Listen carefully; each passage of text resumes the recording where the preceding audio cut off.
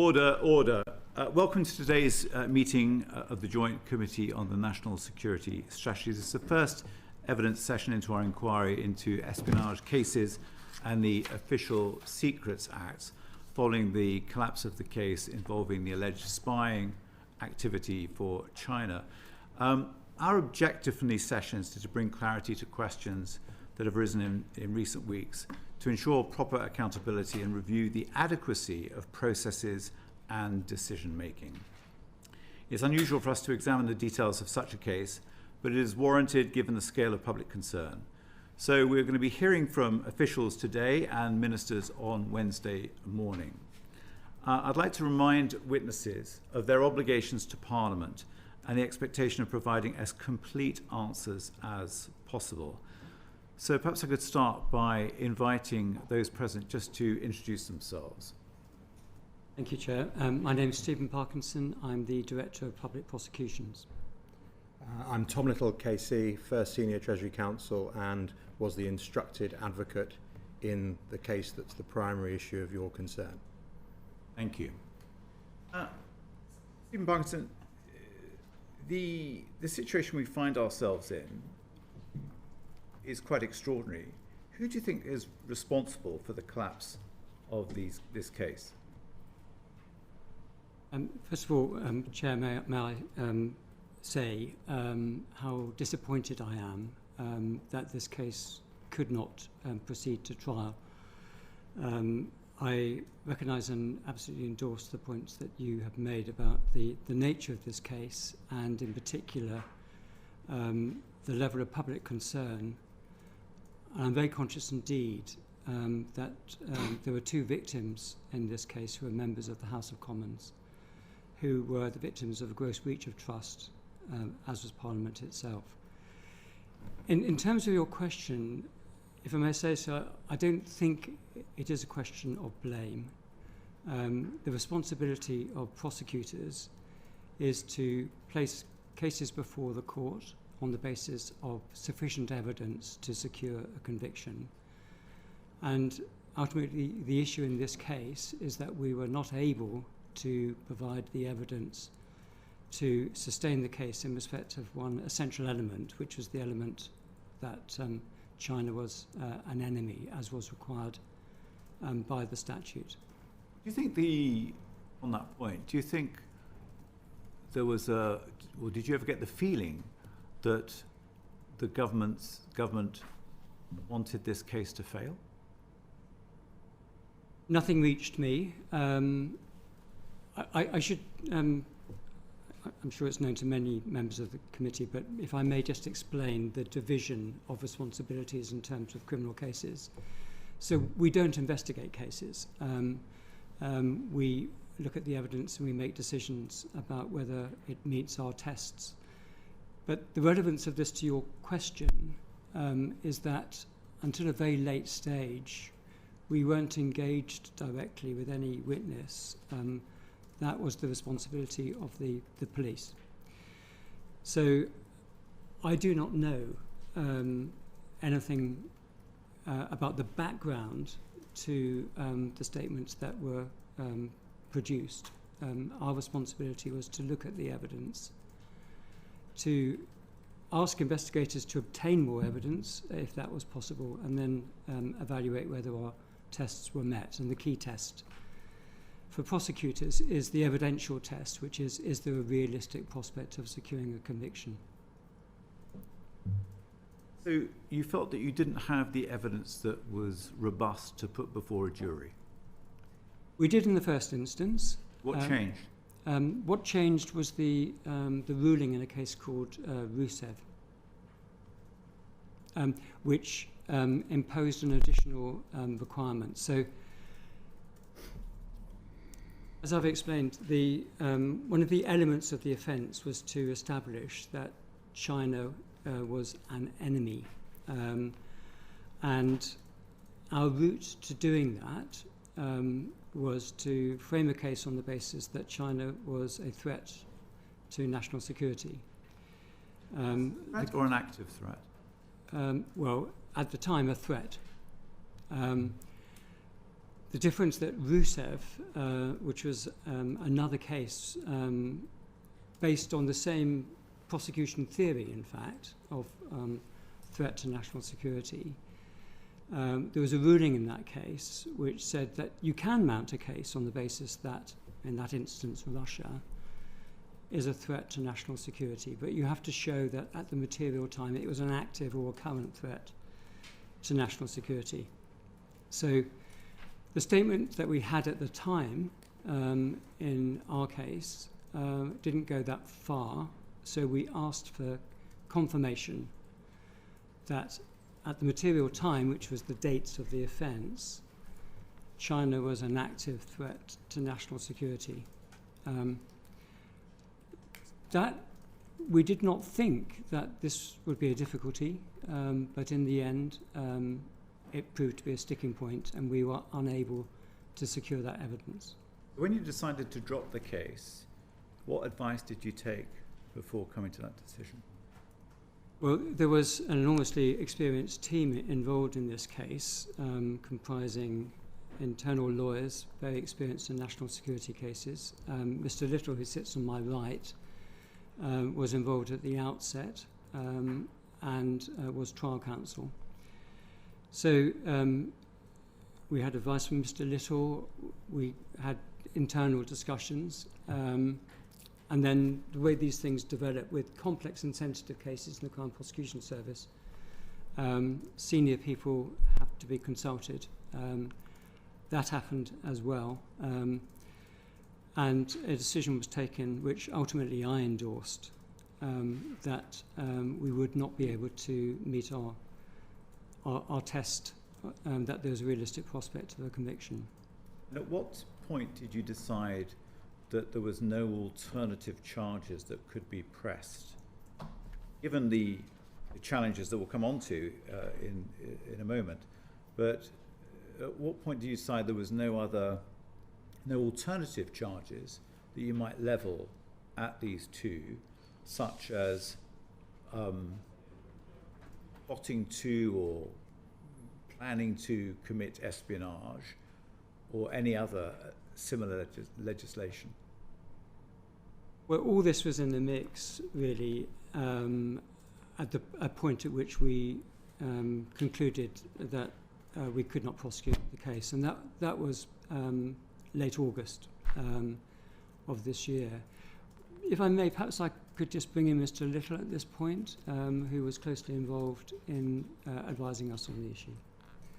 So just dealing with a couple of matters that you've raised, perhaps to try and join up some of the dots. The critical meeting, which was an unusual situation for leading counsel for the Crown to meet a witness in these circumstances, and I did that on the 14th of August, and I have a very clear recollection of that meeting because I needed to understand why the two previous attempts to get statements,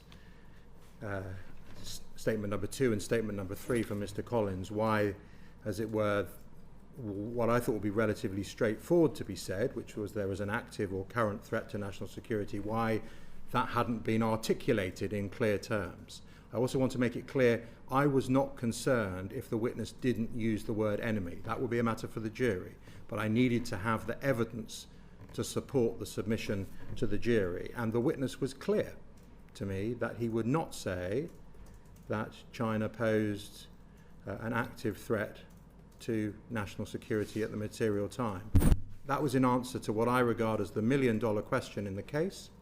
And once he had said that, the current prosecution for those charges was effectively unsustainable. That's my carefully reflected position. I didn't jump to that immediately. I advised on the 22nd of August, having reflected over it as far as those charges were concerned. There was other discussion then about alternative charges, but I don't think anyone should misunderstand the effect of what the witness had said. That would have been disclosable, and it brought this case effectively to a crashing halt as far as that was concerned with that witness, who is the Deputy National Security Advisor to the Cabinet. It's very different to the position of giving away a witness who witnesses criminal incident on the street for reasons that I hope are obvious. But we did give very careful consideration as to whether this was remediable. And I concluded, but more importantly we concluded, that is the entire prosecution team, that it was not. Okay. I want to bring in Dame Emily, but just briefly, if I could, Lord Hutton. Yes, a question really for the Director of Public Prosecutions. You said in your opening statement to us, sir, that you were disappointed that Yes. this prosecution couldn't be brought. And it sounds like you think that there was enough evidence, clearly, to merit a prosecution and a reasonable chance of conviction. And your argument is purely that the Rousseff case changed that. Essentially, yes. I mean, I was disappointed. We felt that we had a good enough case to prosecute. We'd obviously spent an enormous amount of effort getting the case to the point that we did. And we felt that there should be no difficulty, in fact, in answering the question that we posed. Was China an active threat to national security at the material time? We thought that would be evidence that could be given relatively easily, but it turned out to be a sticking point. We first asked that question, so the ruling in Rousseff came out on the 31st of May 2024. We asked that question on the 11th of June. We slightly amended it the following day. It took 14 months to get the answer to that question, and the answer was no. And it took quite a lot of effort on our part to try and get the answer. But what you can't do as a prosecutor is tell people what to say. You can only obviously ask questions. But we did put a lot of effort into it, and yes, we did feel disappointed and frustrated. This was an important case. Did it ever sort of occur to either of you that, given that if this case had gone to a trial, a jury would have had to have decided what the threat to national security was? And many people, certainly in this place, would think you can't have national security without economic security. And the Deputy National Security Advisor was very clear of the active threat to our economic security that China posed. And neither of you felt that that was sufficient basis to put an argument to the jury that that in itself could have constituted a threat to our wider security interests. The question that was posed was, at the material time, was China an active threat to national security? The answer we got with the second statement was it was a threat to economic security. So the question wasn't answered in terms. But if I can just really reiterate what Mr. Little has said, the issue wasn't so much the statements that we were given, it was what was missing. And the key question which would have been posed in cross-examination was the question that we posed in June. Was China an active threat to national security at the material time? And the answer was that confirmation couldn't have been given. Now, can I just explain the impact of that? So the way criminal procedure works, the prosecution lays out its evidence before the court, and at the close of the prosecution case, the defence are entitled to make a submission of no case to answer. And they can do that if any element of the offence is not satisfied. And if the judge concludes that no reasonable jury properly directed could reach that conclusion, then he will stop the case. And the conclusion that was reached by Mr. Little and by our team was we were in that place. So this case would not have got to a jury because our professional assessment was that we were unable to satisfy that limb in view of that answer. So it's not so much the evidence that was given, it was that answer went to the heart of the issues and it was fatal to the case. Can I just add Just bring in Dame Emily. Can I first. may I just because I think there's quite a lot of elements here that may I do it this way?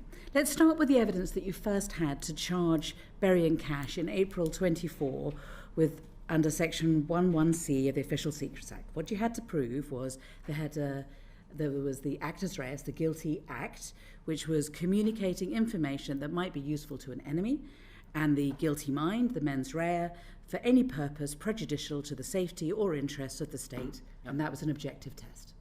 And at that stage, you had a statement, and it was from the Deputy National Security Advisor, dated the 22nd of November 23. So that's what you had. And the statement essentially said this: it proceeded on the basis that it would be proved by others that Berry had been recruited by the Chinese state as an agent, that he passed information from Cash to Berry, etc., all of that stuff. So he goes through all of that material and says, this is the material, this is how it was getting to China, this is who the people were who were getting it. And then the important thing, the original evidence that he gave, which you didn't get from any other source, was the evidence about the guilty mind, which was he made clear that the information was of the type passed that would be prejudicial to the safety or interest of the state, and he repeated that throughout the statement, right? So he's proving the guilty mind. Others had proved the guilty acts, and what you didn't have in that first statement was you didn't have any evidence that China was an enemy, right? We felt that, I mean, the high watermark of his evidence was his statement about the capability of China. Are you referring to page 2, paragraph 6? Yes. Yes. If I may I read it out? Please do. Does it begin, the Chinese intelligence services are highly capable and conduct large-scale espionage operations against the UK and other international partners to advance the Chinese state's interests and harm the interests and security of the UK. That's it. So that's it. So you had that, but you had no more to prove at that stage that China was an enemy, right? That was the basis upon Right. which we felt that we could And the maintain law the case. at the time was there was no definition within the Official Secrets Act as to who is an enemy, and these cases don't come up very often.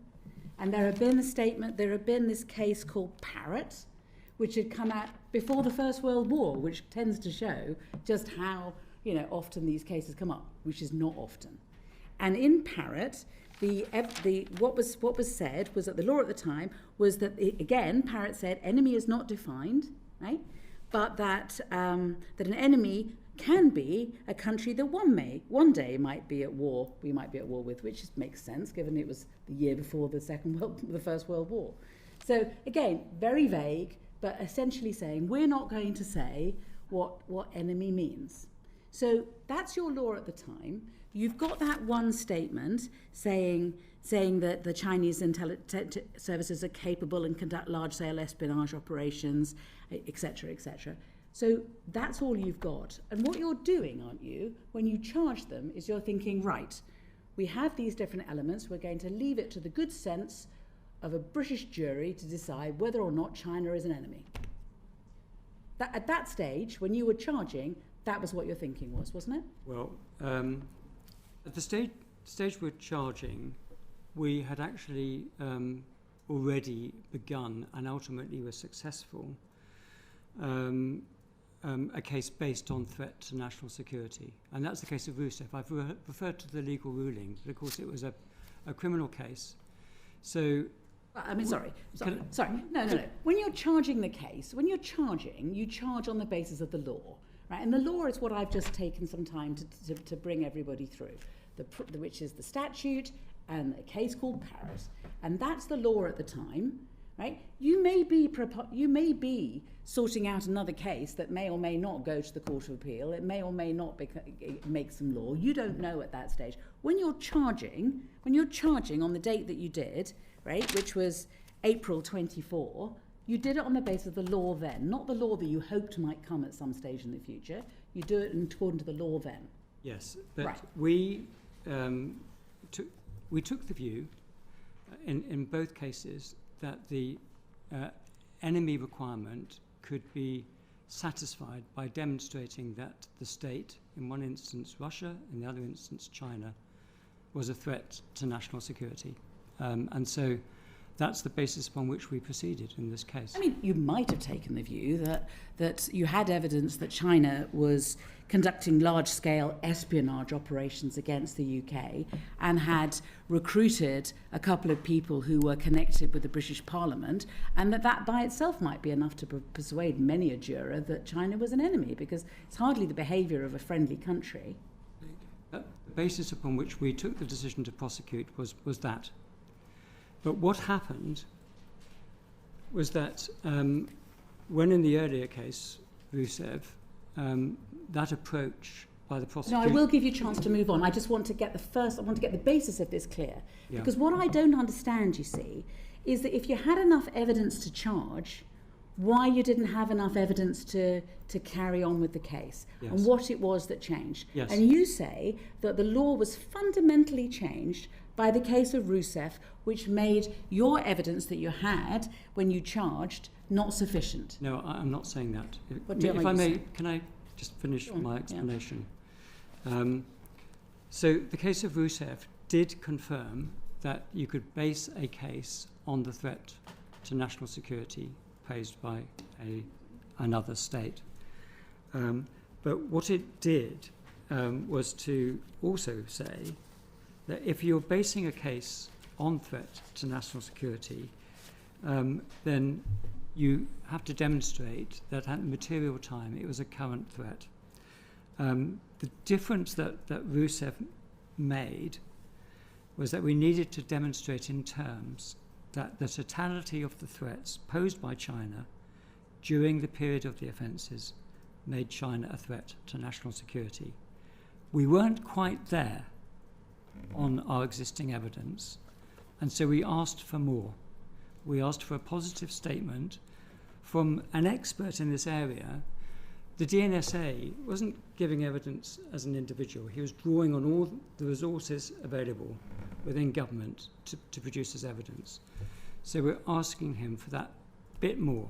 But it turned out not only to be a sticking point, but to be a critical difference. But before we move on to the evidence that you got, or you didn't get when you tried to get more, I just want to know the basis upon which you were deciding that you needed to get more evidence. As I say, there might be many people, ordinary members of the public, who would be bringing common sense to this, this event through a jury, who might think large-scale spying on the UK, by China looks like the actions of an enemy to me. Yeah. So what changed it, you say, was Rusev. But don't you agree that the Court of Appeal said that it wasn't going to, this is in the case of Rusev, that they weren't going to establish a new meaning of enemy, that the term enemy should be approached in a common sense way. Now, lawyers know common sense way means that's why we have juries, because juries have so much more common sense than lawyers, frankly. And we need to get the jury to have a look and decide whether or not someone is an enemy. So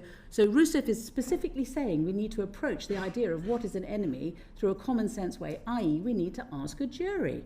So we say that neither the approach in Parrott or Rusev was laying down a comprehensive test. They said that as well, as if you hadn't got the message from you need to ask a jury. They're now specifically saying we're not saying what a enemy is. Another country would be an enemy if the jury concluded that it was a country that Britain might one day become at war at. Well, obviously you weren't claiming, nobody was ever claiming that in relation to China necessarily. Or maybe you were, presumably you weren't. There was no reason why the term enemy should not also include a country that represents a current threat to the UK national security. That's also include. It's not this is the only way in which a country can be an enemy, is if they in future might be at war, or they represent a current threat to UK national security. They were specifically saying, we are not saying what the definition of enemy was, so you should have just gone ahead and prosecuted it. Well, I'm sorry. Absolutely, they were saying that there isn't a comprehensive definition. They confirmed that you can bring a case on the basis that a country poses a threat to national security. But they defined the ambit. If you're going to bring a case on that basis, they defined, as you've just read out, that there's no reason why you can't bring a case on the basis that at the material time it was a current threat to national security. So obviously, to us, it felt that we had to be four square within the ambit of what they said, which No, but they said that there wasn't a clear definition. They just gave you an example, just like Parrott had given you an example of what an enemy might be. Rousseff had given you an example of what an enemy might be. But you could also have just asked a British jury, is China an enemy, particularly given the way it's been behaving? Well, as I've explained, the view that we took, and I will invite Mr. Little to add to this, but the view that we took was that our case wouldn't survive a submission of no case to answer, and so it wouldn't get to a jury. We took the view that we'd taken rather an expansive approach to the definition of enemy, if I may say so, by, in Rousseff itself, and now in this case, saying the legal test could be met by demonstrating that China was a threat to national security. The Court of Appeal said, we agree. But it clarified what would be required, and that was to demonstrate at the material time that China, in this instance, you was agree was with a me or threat not that to national security. That you see, you're slipping back into claiming that that was the definition that the Court of Appeal was giving, but don't you agree that it's not a definition the Court of Appeal was giving, because they specifically said they weren't giving you a definition. They said this was an example and that it was up to the good sense of a jury to decide. They said we can bring a case based on a threat to national security and define the ambit of what they meant by that, i.e. a current threat to national security at the material time. They did talk about a jury, but on the basis that there was some evidence to substantiate that. And our problem, if I may come back to this, was that our only witness on this issue was unable to confirm that at the material time China was an active threat to national security. So we didn't have the evidence. You've got it in your first statement. You've got the Chinese intelligence services are highly capable and conduct large-scale espionage operations against the UK and other international partners to advance the Chinese state's interests and harm the interests and security of the UK. That sounds like a threat to me. I think Mr. Little wanted to. That was the basis upon which the charging decision was made, that it was a national security threat. I also accept that, depending on the evidence, threats to the economy, significant threats, could amount to a threat to national security. But we cannot get past, and it's unhelpful to try and ignore, the clear words of the witness who was going to be called, who did not say to me, I'm not going to say that they pose a risk to national security, but they pose a really significant economic threat, which I do regard as a significant threat to national security. He wouldn't say that. And so it's critical, bearing in mind how we put our case, and I accept that the definition is not exhaustive, but the question is, what other definition could we or should we have used? We had always proceeded on a national security basis, and common sense, I'm afraid, is not enough if I do not have the evidence to establish properly, in an admissible form, that they did pose a threat to our national security, or some other route to allow me, not just with rhetoric, to say you can be satisfied so you're sure that they are an enemy.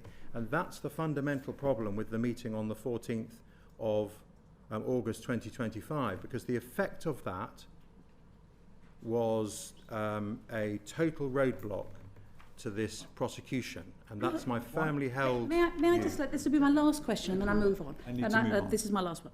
You had 12 pages of evidence in the first statement of the various things, the various information that these guys had passed on to the Chinese. You know, you had and extensive, example after example, and they had been recruited by the Chinese in order to give evidence to them, in order to advance the case, in order to advance the national interest of China, and again being told that it was undermining the national interest and the security of the UK. It's not rhetoric, you had evidence. That evidence was, as you can see from the terms of the statement, focusing in on another element of the offence, which is purpose prejudicial. I won't ask any more questions. Just very briefly, why didn't you put this to a judge? Was there any sort of downside to putting it to a judge, just to get gauge their thinking on this? Well, there would be no basis to do so. Once the prosecution form the view that there is not a realistic prospect of conviction, we don't go and have that second guessed by a judge. That's the duty that's placed upon the director and all his prosecutors. I provide advice in that respect. But that in my submission would not be a proper way to prosecute the case, which would be to pass the buck to somebody else and let them stop the case. That's the importance of making these difficult prosecutorial decisions, which the DPP is entrusted to do. I'm just going to bring in Lord Sedwell and then Lord Boateng.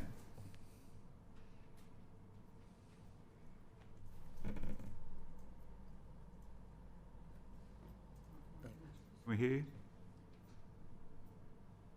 I ask the question while we're dealing with the technology. Lord Boateng, No, yes. he's The on. question that I have for you is this, and I recognise the difficulty and the complexity of this case and your role in it. But the threat goes beyond those excerpts that Dame Emily has helpfully read out to you, because the first witness statement also says, and I quote directly, its espionage operations, quotes, threaten the UK's economic prosperity and resilience and the integrity of our democratic institutions. That's right. So this isn't just a question of the economy and resilience.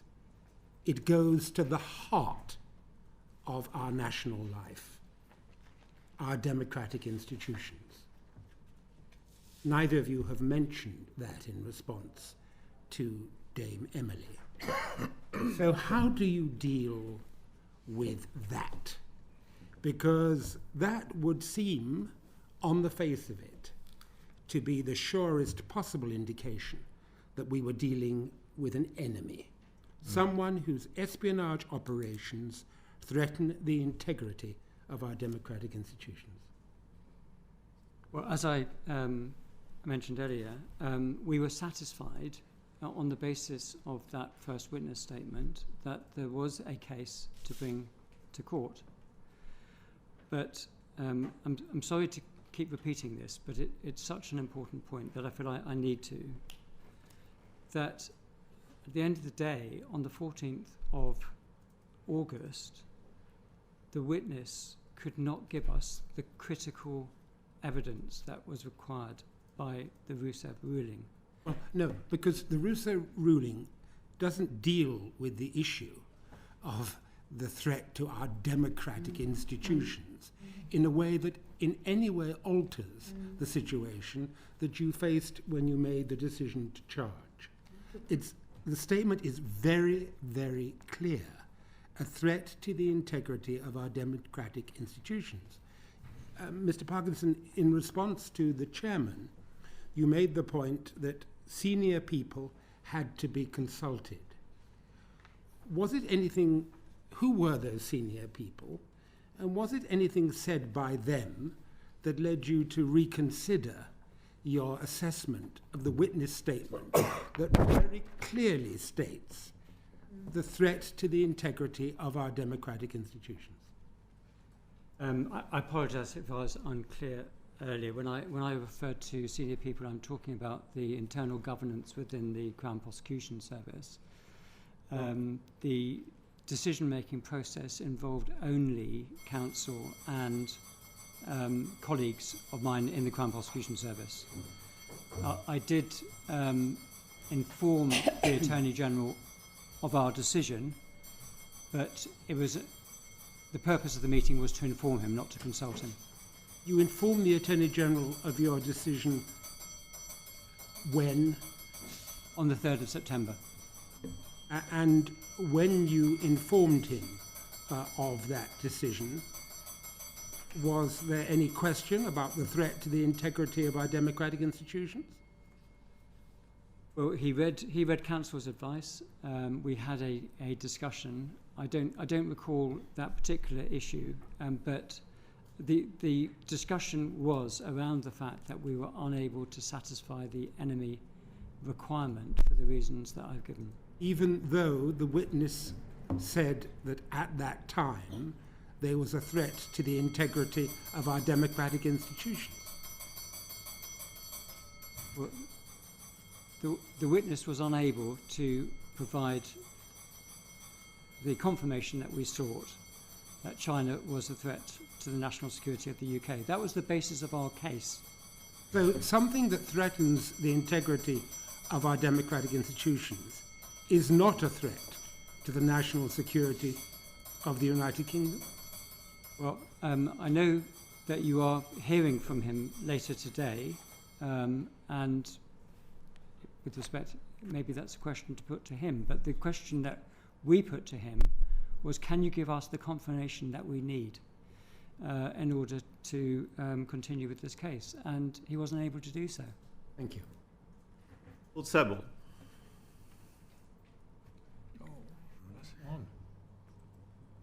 You're on. Thank you. Yeah, sorry. I need to be unmuted from. Apologies for the bells, but we will continue working through. Okay. Okay, thank you. So, Director, thank you. Well, as you said, we'll be putting these questions to the Deputy National Security Advisor later. My question is a simple one. You've referred to the witness, but why did you choose only to have one witness, the Deputy National Security Advisor, on behalf of the government, as your only source of evidence on this question of whether China poses a national security threat to the United Kingdom?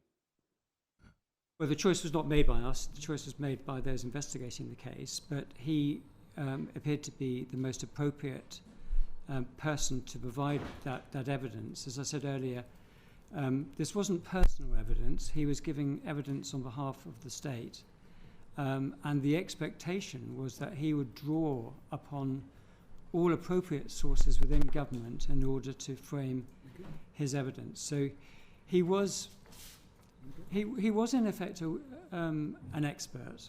He wasn't what I might call an observational witness. An observational witness is someone who witnesses an assault or a threat. He wasn't that type of witness. He was an expert. His job involved providing advice to Cabinet on these issues. He seemed to be the best placed person, so we were told, and we were happy to accept that. I think the other thing, because questions have been raised about whether we might have drawn on other sources. And in my letter, I tried to set out not only why he was considered to be the most appropriate person, but why it would have been very undermining of our case if we'd produced another witness who was contradicting him. We don't think that the judge would actually have allowed it. But in the simple answer to your question really is that this was the witness produced to us by the investigators, and he seemed to be the most appropriate person to give that evidence. So I understand that, Director. By the way, as I should just say for the record, I used to be the National Security Advisor, and indeed Mr. Collins used to work for me, although not as deputy. He was in a more junior position. Yeah. But if I can just pursue this point. Of course. Yeah. You've said in correspondence, etc., rightly, that you are independent of government. And so Mr. Collins is, as we've seen in his various witness statements, representing the government position. Of course, as the most appropriate person, he's there essentially as an institutional representative, not in a personal capacity as you have set out. But what you are seeking to do is demonstrate objectively to a jury that China is a national security threat to the UK, independently of government, because the government, he has reflected the government's position. And you have other evidence, for example, ISC, Intelligence and Security Committee reports, government responses, statements by various directors general of MI5, statements by people like me, former national security advisors, etc., all of whom you could have assembled to demonstrate that China is a national security threat to the UK, notwithstanding a potential concern that the government has chosen, clearly somewhat to your surprise, not to use that language themselves, presumably as a matter of government policy. So why did you, since you are independent of government, why did you not double down on that independence and secure other witness testimony that would have enabled you to demonstrate that test had been passed to a jury for the reasons Dame Emily set out?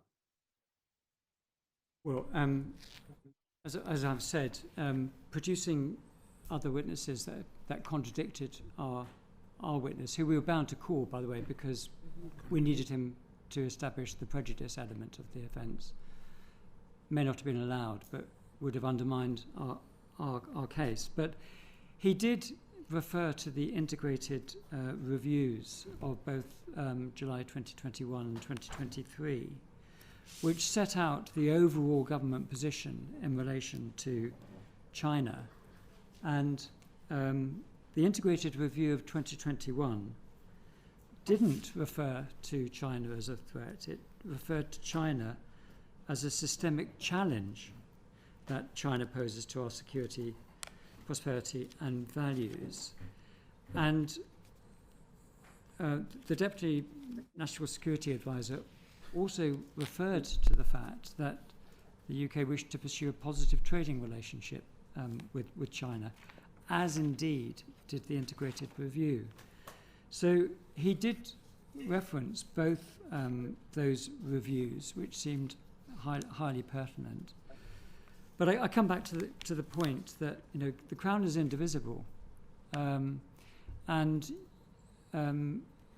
he represented the state view. He could draw on all sources. I assume he did. Most of what he says in his witness statements is actually drawn from statements of government policy of one kind or another, and those referred to China not as a threat, as they did in relation to Russia, by the way, but as a challenge, and that was insufficient. So I do understand that point, Director, but those are statements of government policy, not statements of fact.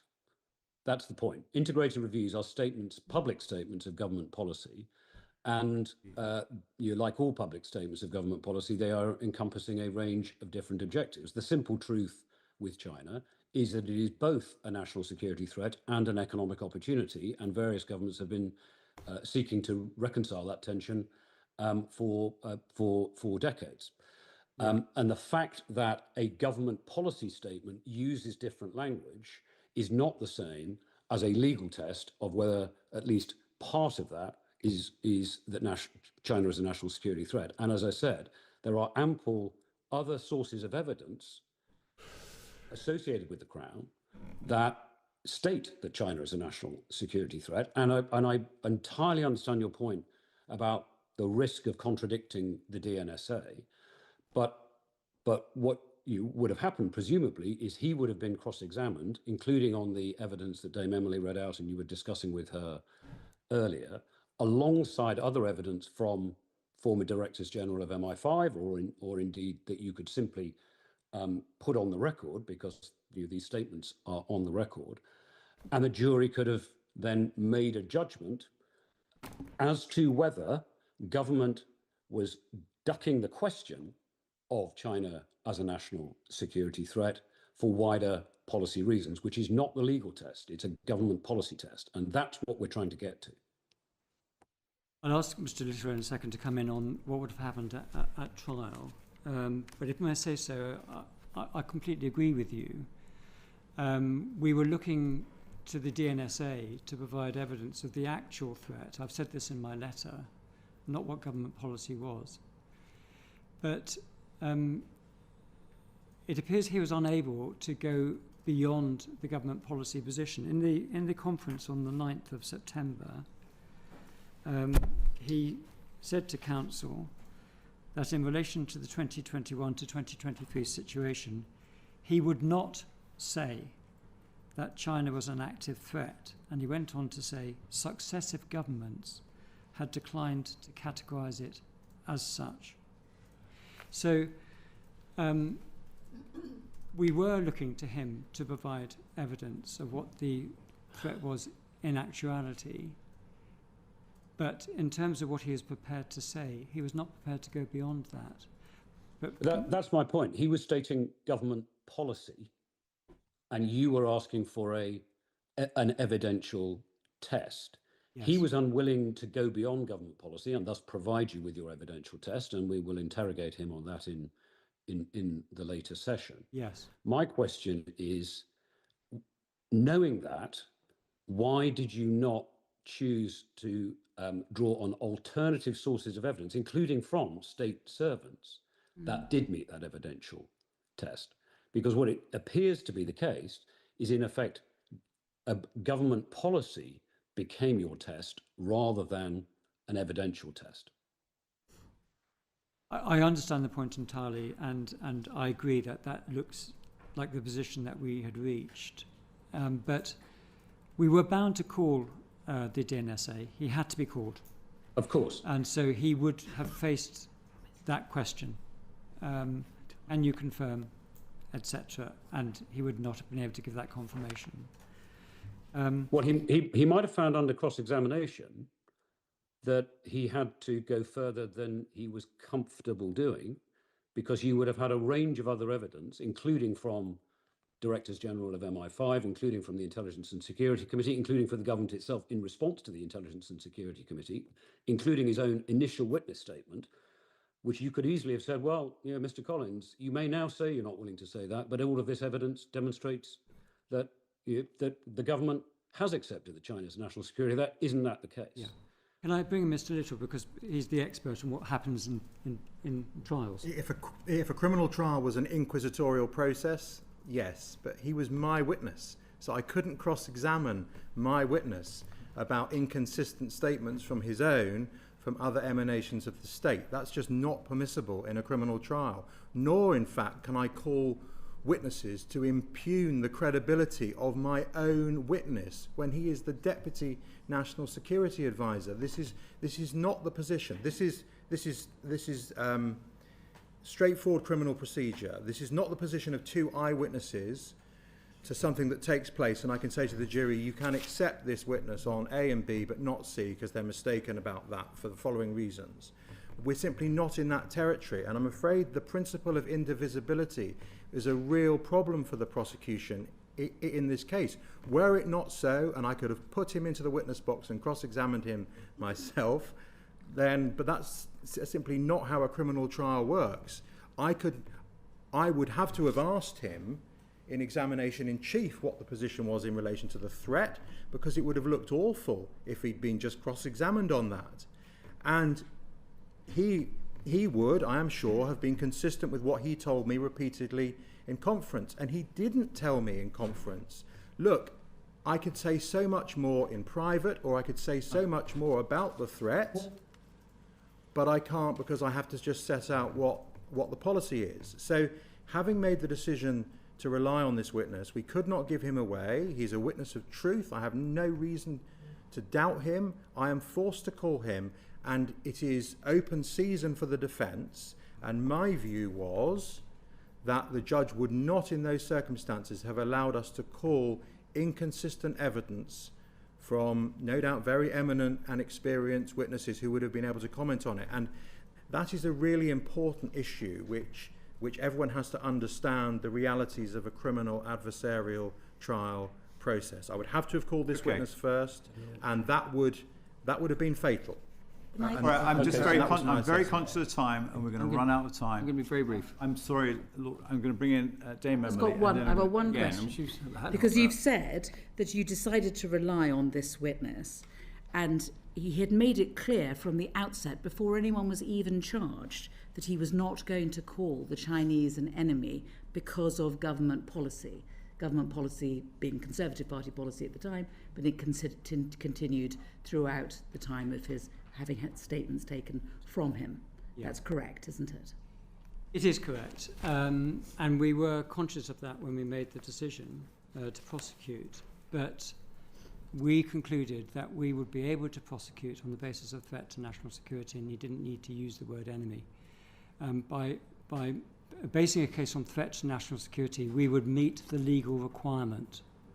So it's not a question of using a word, it's can we satisfy the legal requirement, and we felt that our case did at that point. Isn't it clear the government just wanted to collapse Gavin, the case? Gavin, I'm sorry, we have to move on. Okay. Edwin Morello. Thank you, Chair. Just quickly, so I'm clear on the timeline.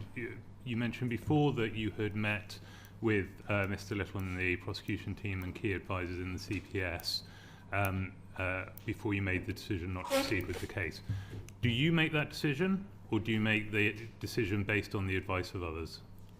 Well, the decision was actually made by the head of the special crime team, and then reviewed by others, including by myself. But the decision making took place at a lower point in the organisation, but it was endorsed by me. I mean, in practice, obviously, we prosecute 450,000 cases a year. I see only a tiny number of those.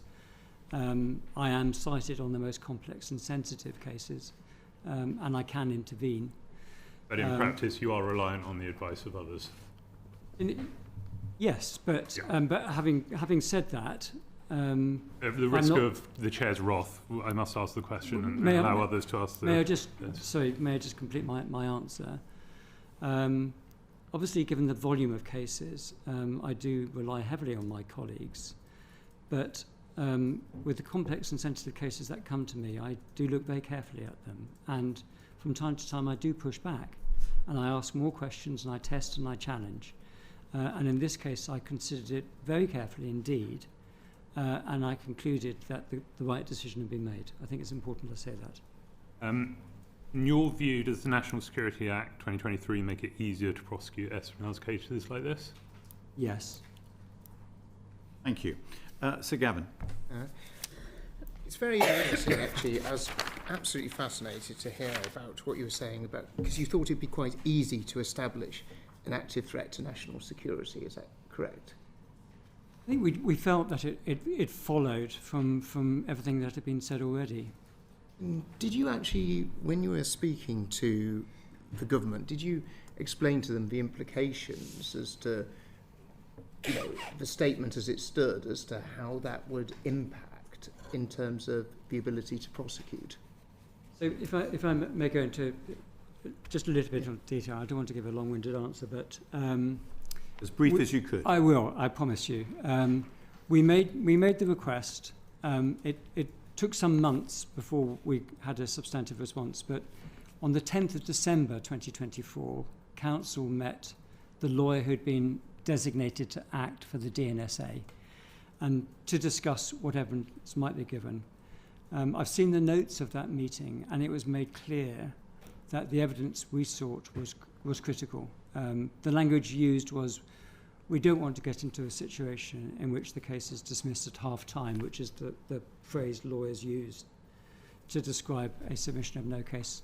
So Mr. Collins would have understood by not delivering the evidence that actually most people within the security establishment would say that they believed that China was an active threat to national security. By denying that to you, he effectively had the ability to collapse the case.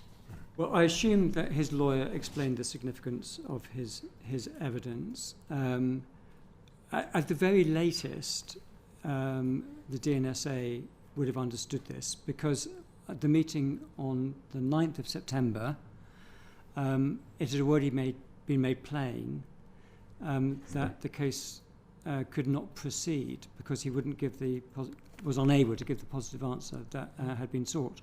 And so the context of that second meeting with counsel, it would have been absolutely clear to him the importance of his evidence. But I'm sure that he really ought to have understood that before then. And so he would have been absolutely clear that the case would have collapsed in that sort of position.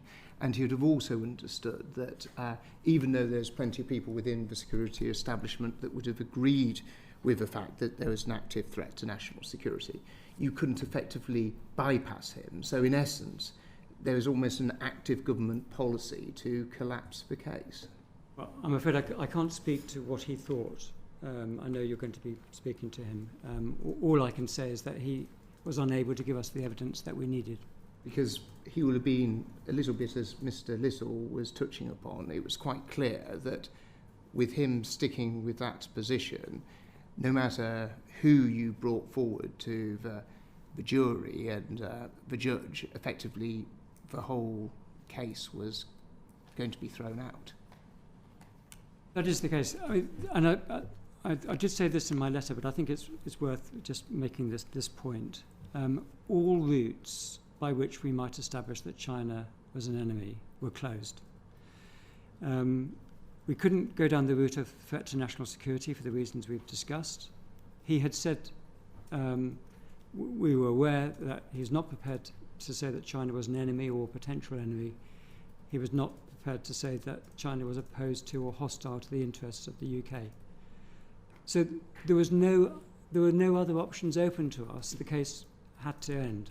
You sort of closed every avenue that you could possibly go down. Well, the consequence of the evidence he was unable to give was that the case was at an end. Thank you ever so much. Paul Robertson, briefly. Thank you. You don't want to come in? Okay. Dame Karen. Thank you very much. There was a point that the chair made at the beginning of the session that hasn't been answered, and it leads on from the questions you've just received, which was, you say there was no other avenues you could take, but could you not have gone through a different charge, espionage perhaps?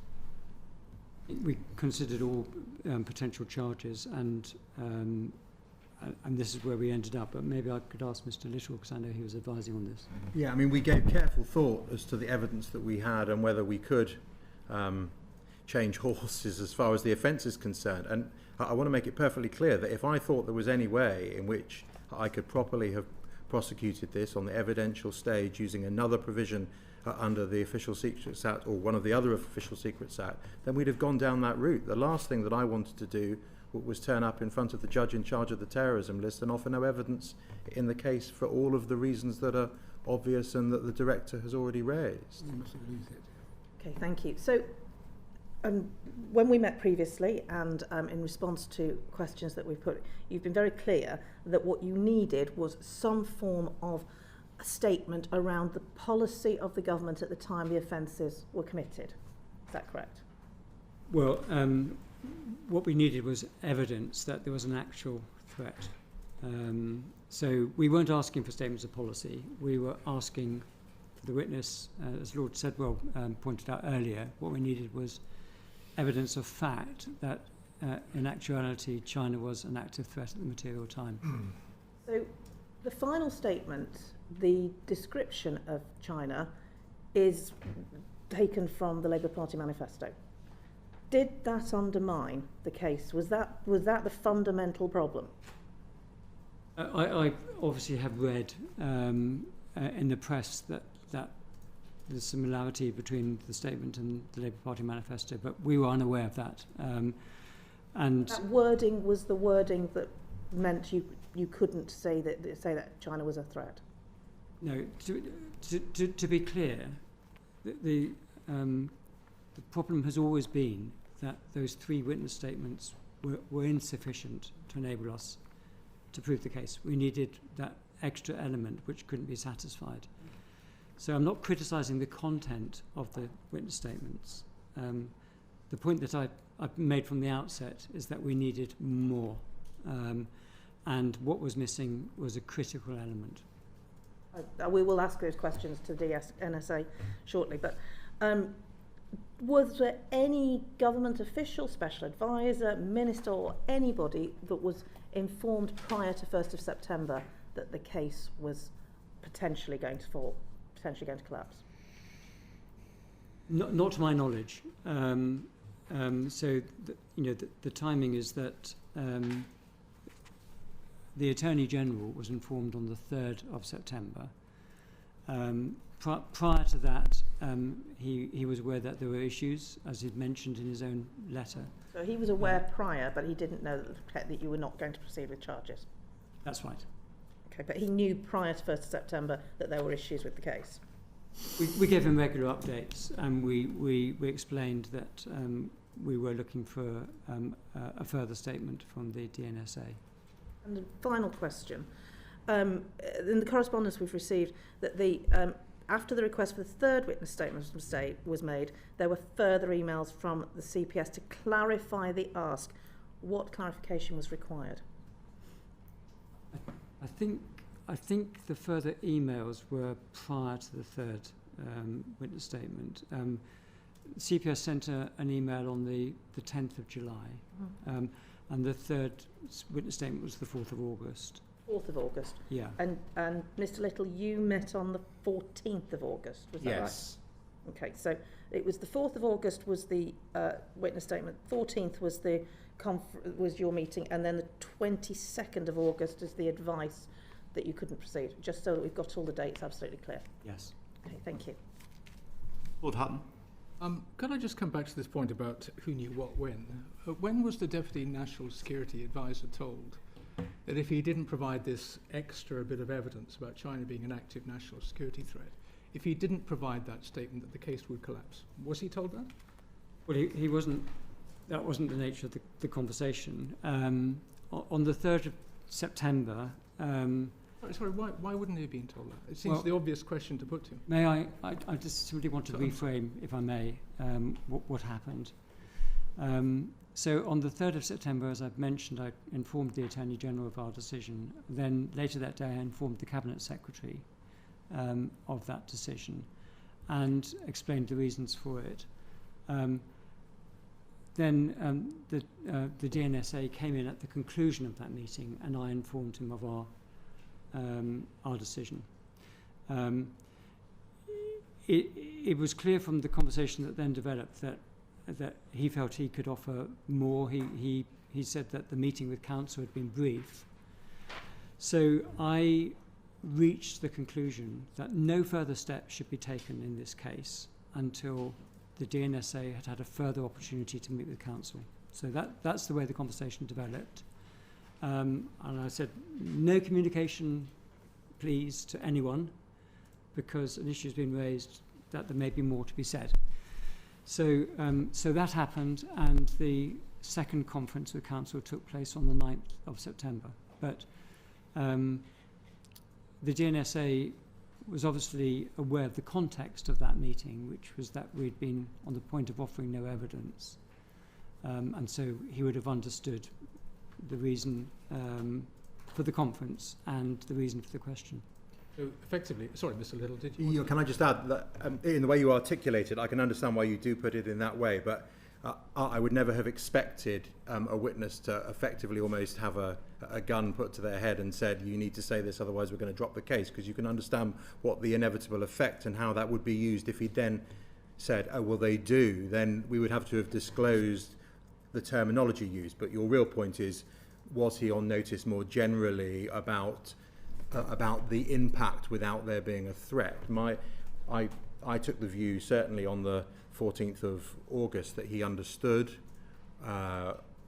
what he was telling me. It was relatively brief, but actually the issues are pretty narrow that he had to deal with. It's a one-question answer, and he was absolutely clear in the second meeting on the 9th of September, because it had already been raised.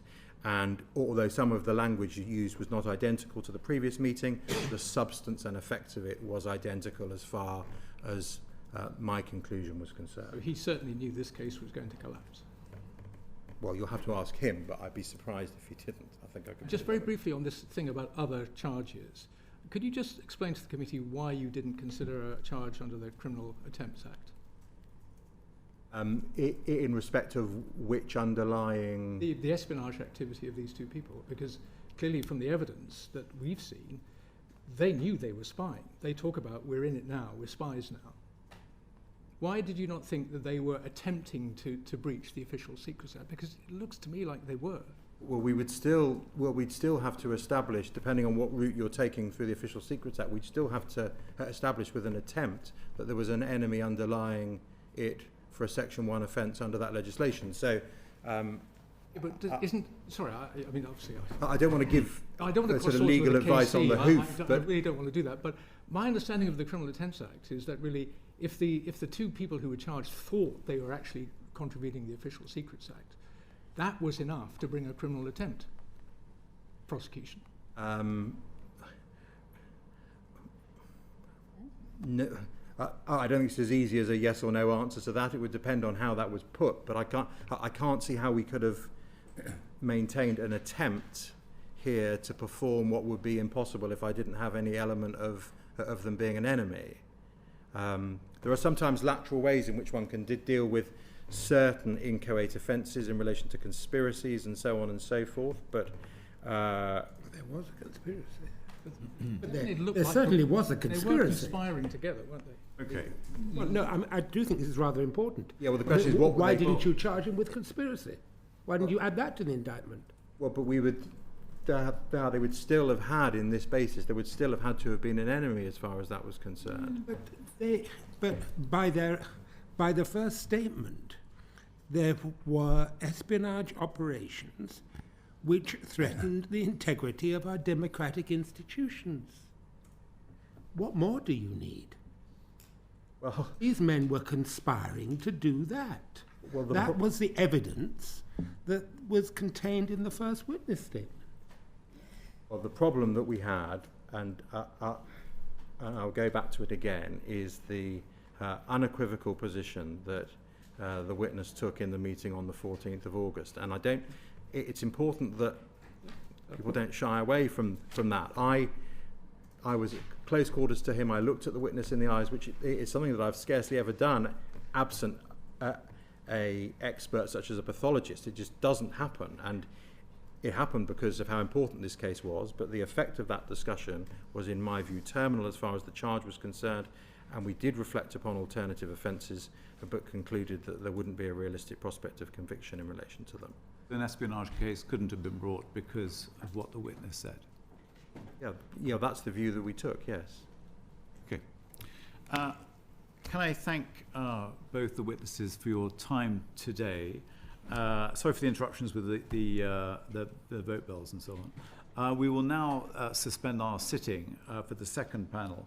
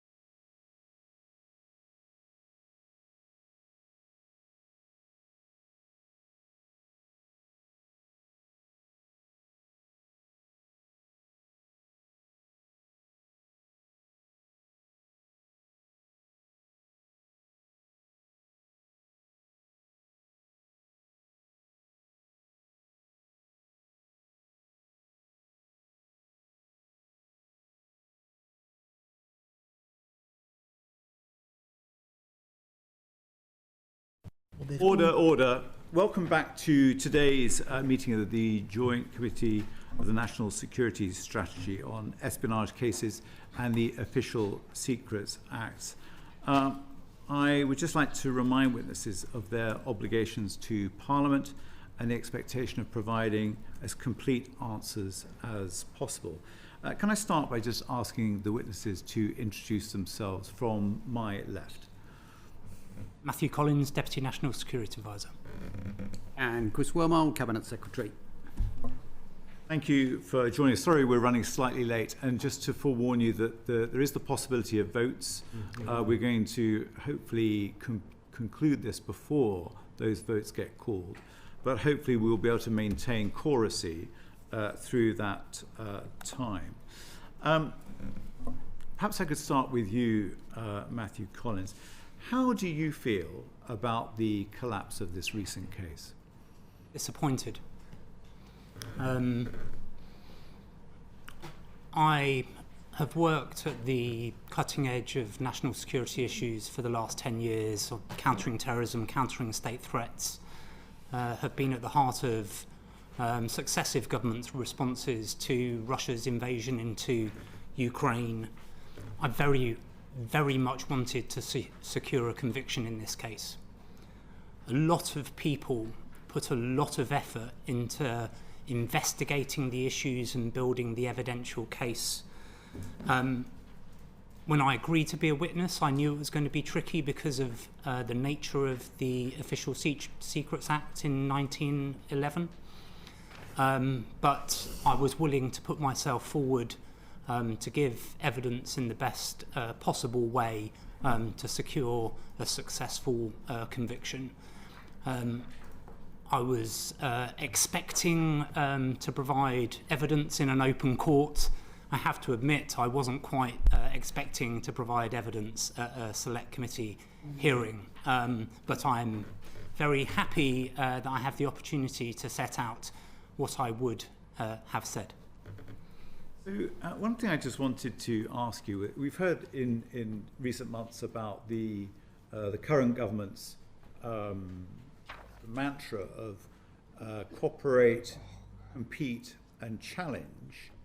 I'm just keen to know, was that a mantra that was prevailing at the time that this spying was alleged to have taken place? No. Government? Between 21 and 23. So the mantra of the Labour government hadn't necessarily been formulated at that point. I was very clear when I agreed to be a witness that I would do so in line with the government policy of the day.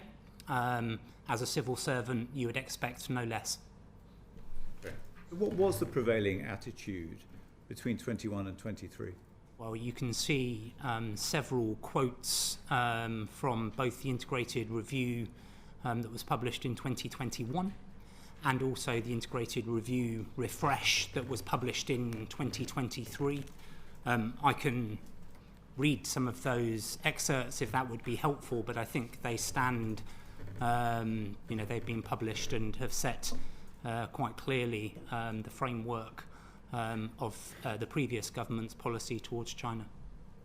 Thank you. Baroness Tyler. Thank you, Chair. My questions are mainly for you, Mr. Collins, and really flow from the discussions we've had in the first session. So just to kick off, when you gave your initial witness statement, which I think was back in December 23, the one in which you described China, I think, as an epoch-defining challenge, and also talked about large-scale espionage operations against the UK. Were you aware of the specific offence that the CPS were considering under the Official Secrets Act? At the time of at the time of doing that, that of submitting that first statement. And sorry, if I may just follow on that. And were the specific evidential thresholds for this particular offence explained to you? So a couple of things. So you've quoted the integrated review refresh, which I put into my witness statement to demonstrate what government policy was at that time. I had conversations with my own team, Cabinet Office lawyers and external counsel in the formulation of the first witness statement. We were clear about the OSA 1911 provisions that would be required. And the witness statement was put together specifically to try to ensure that at that point we could support a successful charging decision. Right, and sorry, just to clarify for my benefit, were the CPS involved in those discussions you've just talked about? Not at that point, no. Discussions happened with counter-terrorism police, with my team and with my legal team at that point. I also... Should I continue? If we could try and continue, if you're able to stagger your timings to vote. Should I wait for the bell to finish, or should I... If you're able to persevere, that would be great. I was just going to say that discussions with those sets of people, with counter-terrorism police, with my legal team, my own team, and then I consulted with the Cabinet Office PUS, the National Security Advisor at the time, and then cited the then PM on the witness statement. Right, but you feel that you were clear what those evidential tests would be for the specific offence that was being considered? I understood that we were using an archaic piece of legislation. One of the reasons that I was asked to provide evidence, both in this case and the Rousseff case, was to help fulfil the thresholds, the evidential thresholds, which would enable us to secure a successful prosecution. Okay, thanks. I'm just going to press on. I'm sorry, I know it's a bit tricky. If we could turn now to your second and third witness statements, can I ask you why you did not explicitly state that China's activities constituted a national security threat? Just what did you feel prevented you from making that statement? So in all of my statements, what I was trying to do was to demonstrate the range of ways China poses threats to our national security. In the first witness statement, I set out the range of espionage threat.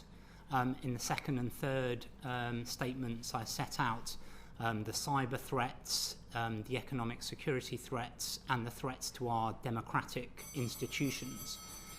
What I didn't do was to define or label China as a threat in a generic term. But what I did try to do was to demonstrate the full range that they were posing, a range of national security threats to the United Kingdom.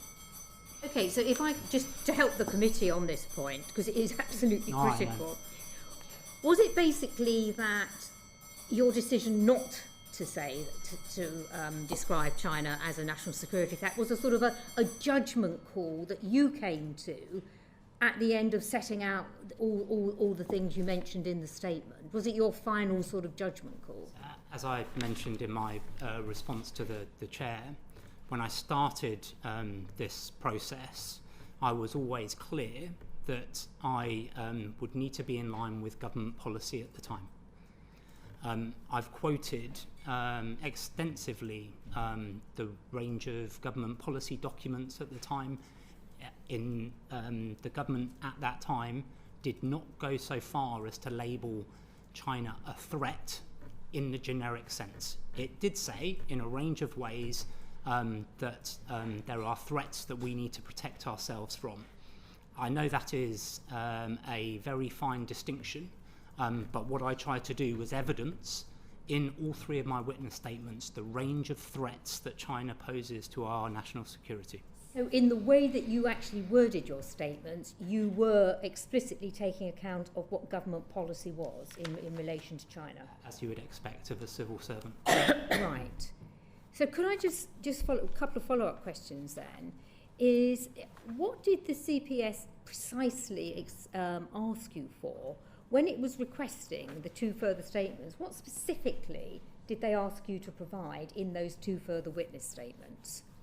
So they were asking me to provide evidence of national security threats as it became clearer, and particularly towards August and then into September of 2025, it was clear that they were looking for a precise formulation of words. And Matthew, sorry, just to come in, was that they were asking for a view, or were they asking for a statement of fact? So they were asking for my evidence as Deputy National Security Advisor. Asking for your judgment? Sorry? They're asking for your judgment? They were asking for my view as Deputy National Security Advisor, providing evidence in this case.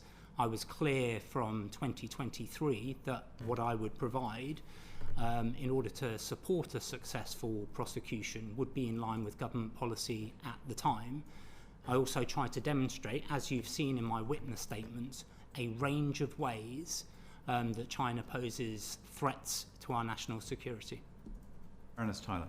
Okay, just to pursue this point a little bit further, I just need to ask you this. Were you ever asked by anyone to ensure that your evidence did not establish that China was either an enemy or a threat to national security at the time of the offences? So no one pushed you to say the things you said in the way you said them? So, just quite clear, and hopefully my letter set this out. There were a number of people who were involved in the formulation of my first witness statement. My team, counter-terrorism police, legal advisors. I sought clearance from the then Cabinet Office Permanent Secretary, the National Security Advisor, and I cited the then Prime Minister. After the charging decision, I was told that I wasn't able to share my witness statements because it may pervert the course of justice. I was a witness in a criminal case. I took that obviously very seriously, and so the preparation of witness statements 2 and 3 were done by that same small team of within NSS and with my legal advisors in consultation with counter-terrorism police. Right, and did you know or did you suspect that the trial would actually collapse if you did not yourself label China as an enemy or a threat to national security in your witness statement? And if you had have been told that, would you have been more explicit in your statement? So the first time I became aware that the trial might collapse was when I was asked to join the Cabinet Secretary's meeting with the DPP on the 3rd of September. Right. Thank Mike you. Martin and then Lord Robertson.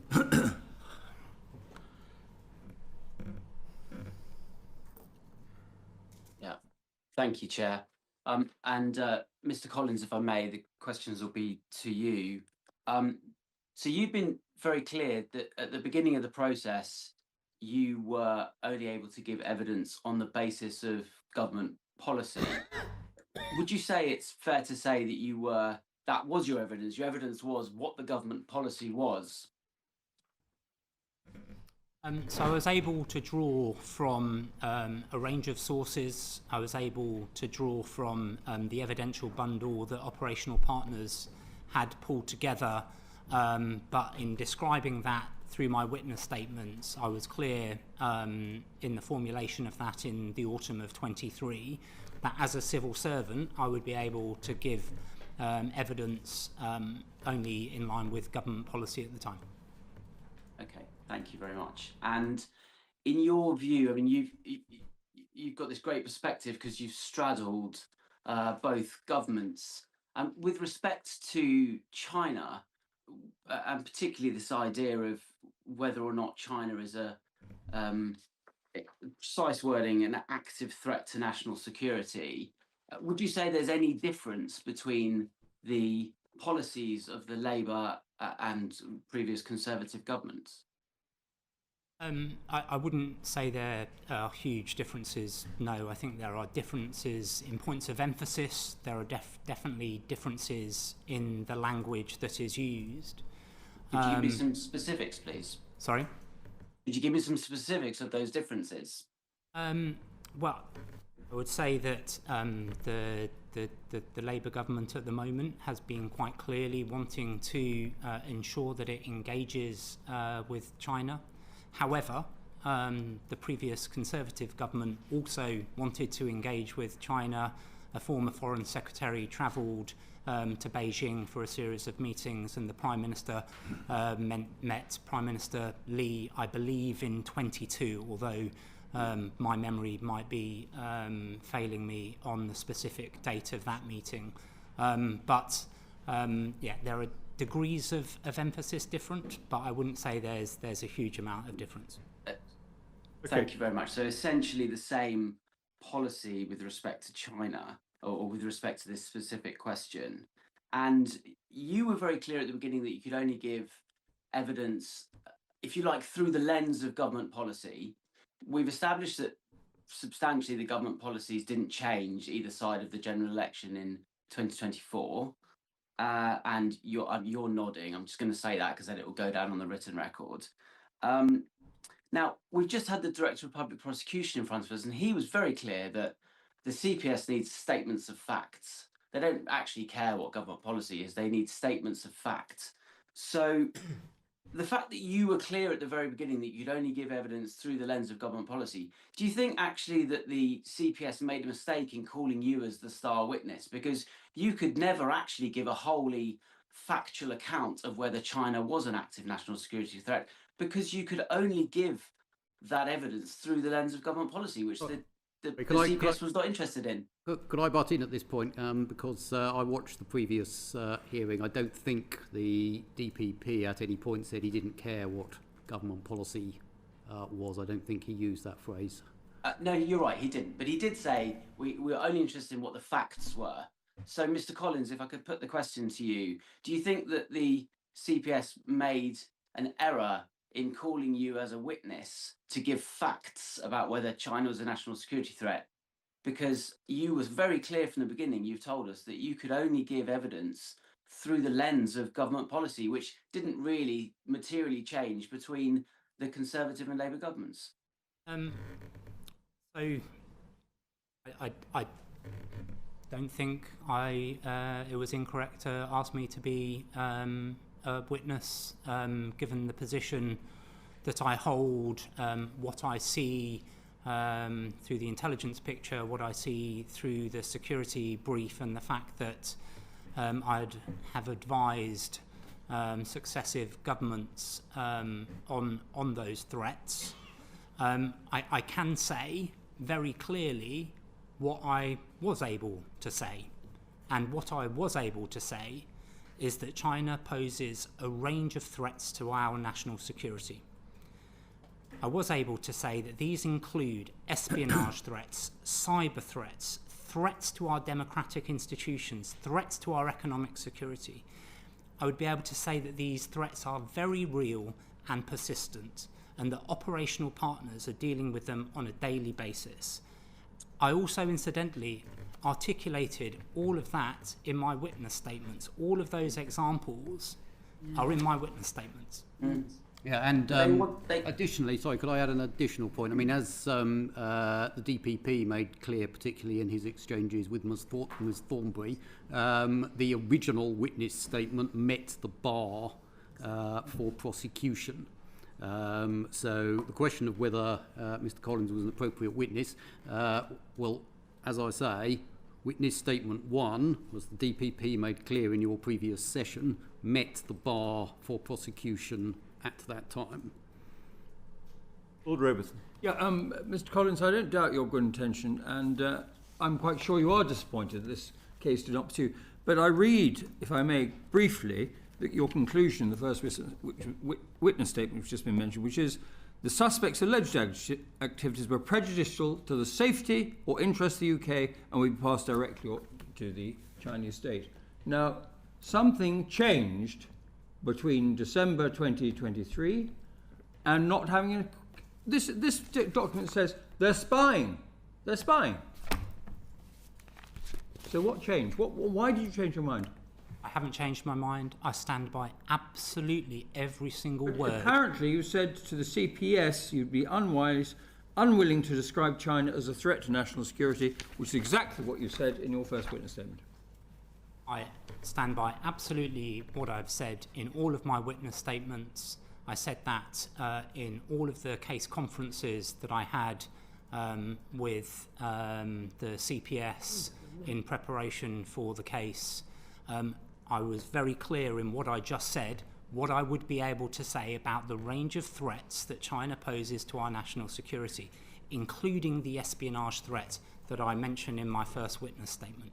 And again, the DPP in the previous session was very clear on this point as to what he considered changed, which was the second case, the Rousseau case. He set that out in quite considerable detail in the exchange of the community. So the straight answer from the DPP on what changed was the judgment in the Rousseau case. Now, obviously there was some debate between people much better qualified than I on exactly what that case meant, but he was very clear that that was what was changed, not Mr. Collins' evidence. Sorry, just to quote from my third witness statement. Yeah, but I'm not interested in the third one. I'm interested in the first one. And I reiterate it in my third one. By way of specific demonstration of the active espionage threat that China posed to the UK between 21 and 23, in March 24, the UK government identified a pattern of malicious cyber activity by Chinese state-affiliated organisations and individuals targeting democratic institutions and parliamentarians as part of large-scale espionage campaigns that had taken place during that period.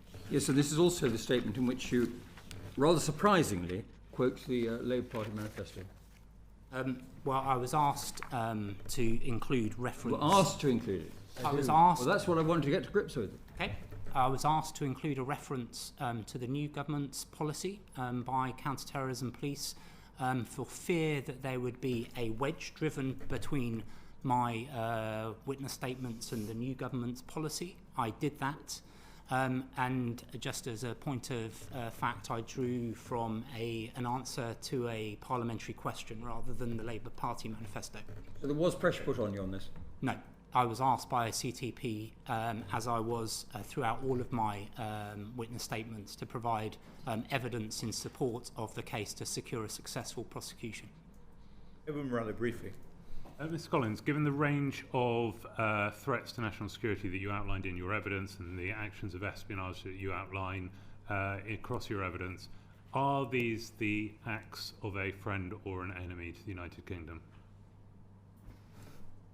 Well, we're going back to the questions previously. Successive governments have not framed our relationship with China in those terms. And therefore, in my witness statement, I did not frame the argument that China was an enemy. As you've seen, I removed that from a draft in my first witness statement prior to the charging decision.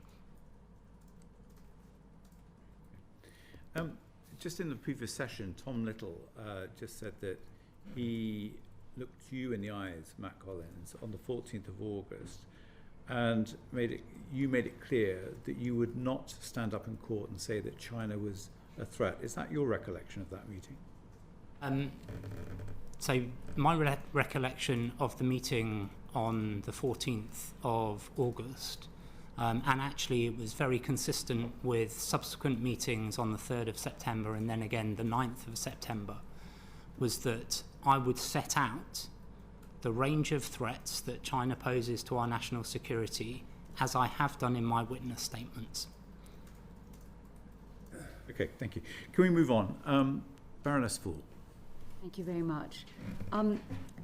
There's been a lot of interest about a meeting that you had with Sir Oliver Robbins on the 1st of September. From what you said early on in this session, you heard that there was a collapse of the case by the 3rd of September, so there's two near events.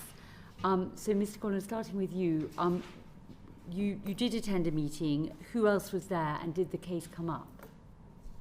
So the meeting on the 1st of September with Sir Oliver Robbins involved a range of different civil servants and operational partners. It was to discuss a range of China issues, including the handling of this case. There were at least 4 lawyers in the room. who ensured that there was no discussion about the evidence that was going forward in the case. But did you discuss whether or not, if the case went forward, that would affect adversely your relationship with China? It discussed a range of different scenarios and how we would handle them. So you did have a discussion about whether or not, if the case did go forward, it might have an impact on your relationship with China?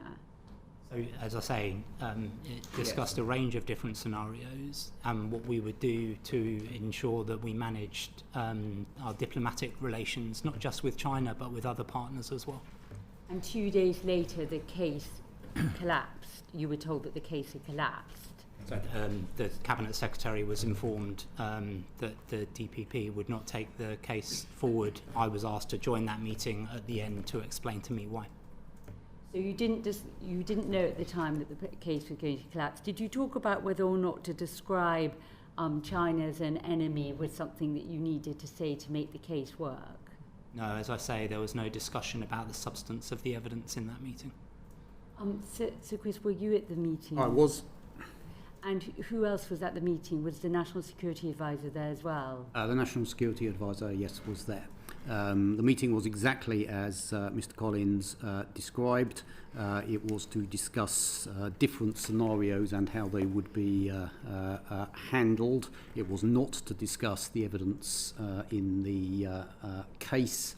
As Mr. Collins has described, and we've also described in our written evidence, lawyers were present to ensure that the discussion stayed where it was supposed to be, which was how would we handle different scenarios in our relationship to China. As a number of people around this table will and on screen will know, holding meetings within government that discusses different scenarios and what the government's response would be to different things happening is completely common, both within the national security world and within other types of policy. At the time of that meeting, were you aware of the fact that the case needed some stronger language in order to... No, we didn't discuss the nature of the case at all. It was exactly as I've described. It was about handling. I knew that the DPP's intention, and I use the word deliberately, was to present no evidence at the meeting on the 3rd of September that the DPP described, though as he's described in his both his written evidence and in the evidence that he gave you, he did not confirm that decision till the 9th of September. I mean, also in his evidence, as you heard, the internal decisions within the DPP as he within the CPS as he described it were prior to the meeting on the 1st of September from his evidence to this committee. So Chris, can I just have clarity on the fact that there was no sense that the scenarios which you just said that you did go through in that meeting of adverse impact on the relationship with China had the case gone forward did not impact the decision 2 days later for the case not to go ahead? No, and the Crown Prosecution Service was not present at the meeting, and the all communications with the DPP and the CPS about ongoing cases are handled within very strict guidelines by the Attorney General's office. I know you're talking to the Attorney General tomorrow, and I'm sure he will go into considerably more detail about exactly what can be discussed in what circumstances, but it's all set out in the AG's letter, and those rules were all followed. Thank you. And just one more question, Mr. Collins, back to you, just so we have absolute clarity on this for the committee. You did not change your wording around the enemy, the description of enemy after the meeting on the 1st of September, before you heard that the case was not going ahead on the 3rd?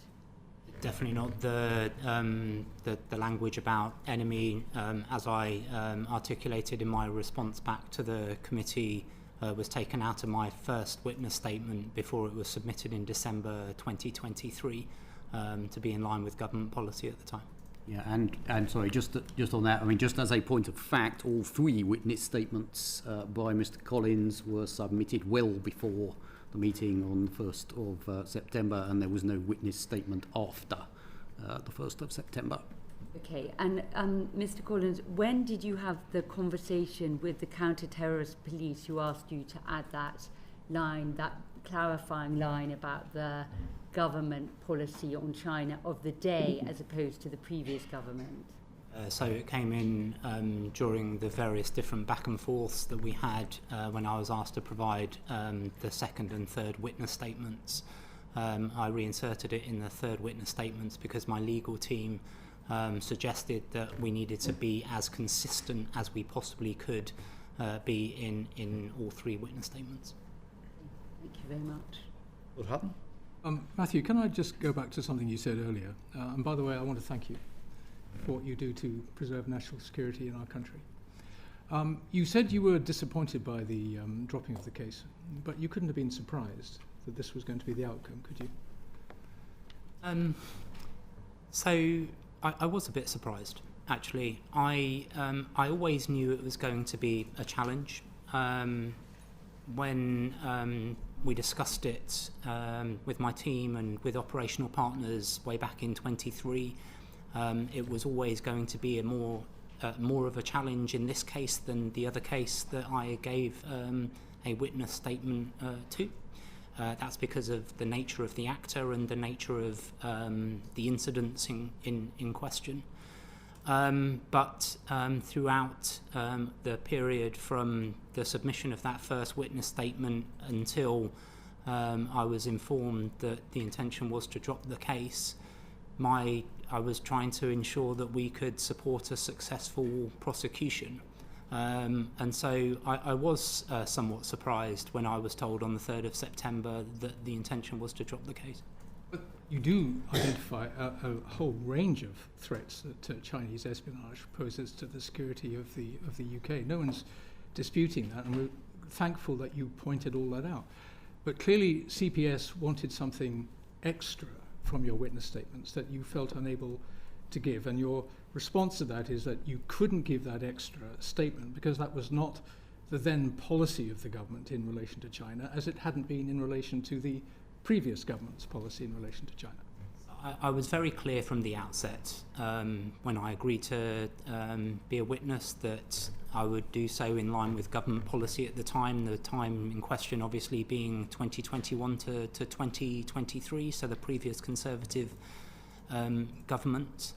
I was surprised when I was asked to join the Cabinet Secretary's meeting with the DPP that was the decision. I think I only picked up the last bits of evidence that the DPP gave. At that meeting, I said exactly what I would say in an open court.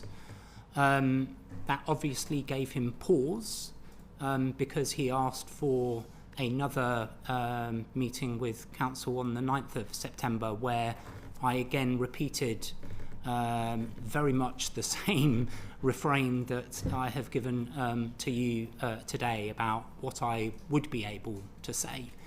So Matthew, are you saying to us that you were prepared, if you had taken the witness stand in this case, to have said something more directly relevant to what CPS were looking for, i.e. China did pose a threat to the national security of the UK?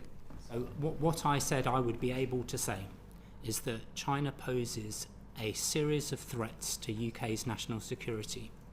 These include espionage threats, cyber threats, threats to our democratic institutions, threats to our economic security. I believe what they were asking me to say was to use the generic term that China is a threat or China is an active threat, which is not in line with government policy at the time. However, the way I would have answered the question under cross-examination would have been to go through all of the areas where I've specified in my witness statements, and I would do again so verbally, the range of threats that we see from China. But DPP didn't feel that they would ever get to that point in the trial, did they? Because they felt the defence lawyers would have struck out your witness statement as not disclosing an offence. I don't know. I know what I was able to say, what I would have said in an open court. I know what I have said in my witness statement. It's a shame we never get to hear that. But Chris, I've got a quick question for you too. Because when you met DPP on the 3rd of September, he came, according to his evidence to this committee, to tell you that the case was being dropped. But that's actually not what happened, was it? After that meeting, you had another go, I understand it, to see if you could stand up a case that would allow this trial to proceed. Is that not correct? Did you ask the DPP to see if he could find a way of making this go to trial? Not explicitly, no. So, but hang close. On. Implicitly? Yeah. Well, so the course of events was exactly as the DPP described. He had, I now understand, though I didn't know at the time, seen the Attorney General to inform the Attorney General of his decision. He then came to inform me of the decision and explain his reasonings. I asked that Mr. Collins join the meeting, and the DPP explained his reasoning to Mr. Collins. Mr. Collins raised a number of questions about the statements that the DPP had made, and the DPP agreed that there should be, I can't quite remember what exact words the DPP used in the hearing, but he covered this. He agreed to one more loop, which led to the meeting on the 9th of September. Did you ask for that further? No, I didn't. No, we didn't ask for the Mr. Collins, and he might describe what he said.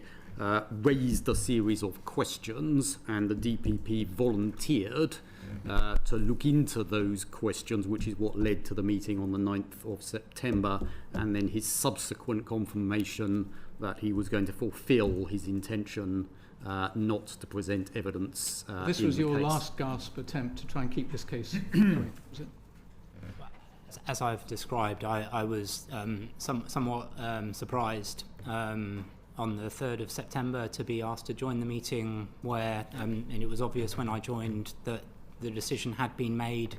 I set out as plainly as I could in response to the DPP what I would say in an open court, which is to say that China poses a range of threats to our national security and highlight in detail the ways in which they do. He then, as the Cabinet Secretary has described, suggested that there was another loop just to make sure that there was no further scope to take this forward. I want to bring in Andy Slaughter, and then we're going to have to move on. It's just, thank you, Chair. It's just a codicil to Lord Hutton's question. Your surprise was because the range of threats that you very cogently explained, you thought was sufficient for the purposes, and had you given evidence that you would have come up to proof, but you wouldn't have gone beyond that. At the same time, the CPS is asking for more information, more statements. Did that not make you think that there was more that you needed to say? Not that you necessarily would have done, but you would have come to that conclusion, because it does rather look, from that point of view, more cock-up than conspiracy, if I can put it that way, but it also seems to be one of the great misunderstandings of national security. So every time a request came in for more information, myself, the team working with operational partners did our best to service that request. I was advised throughout by external counsel, and I discussed several times with my legal team whether we felt we had given enough. It was his advice that he thought we had.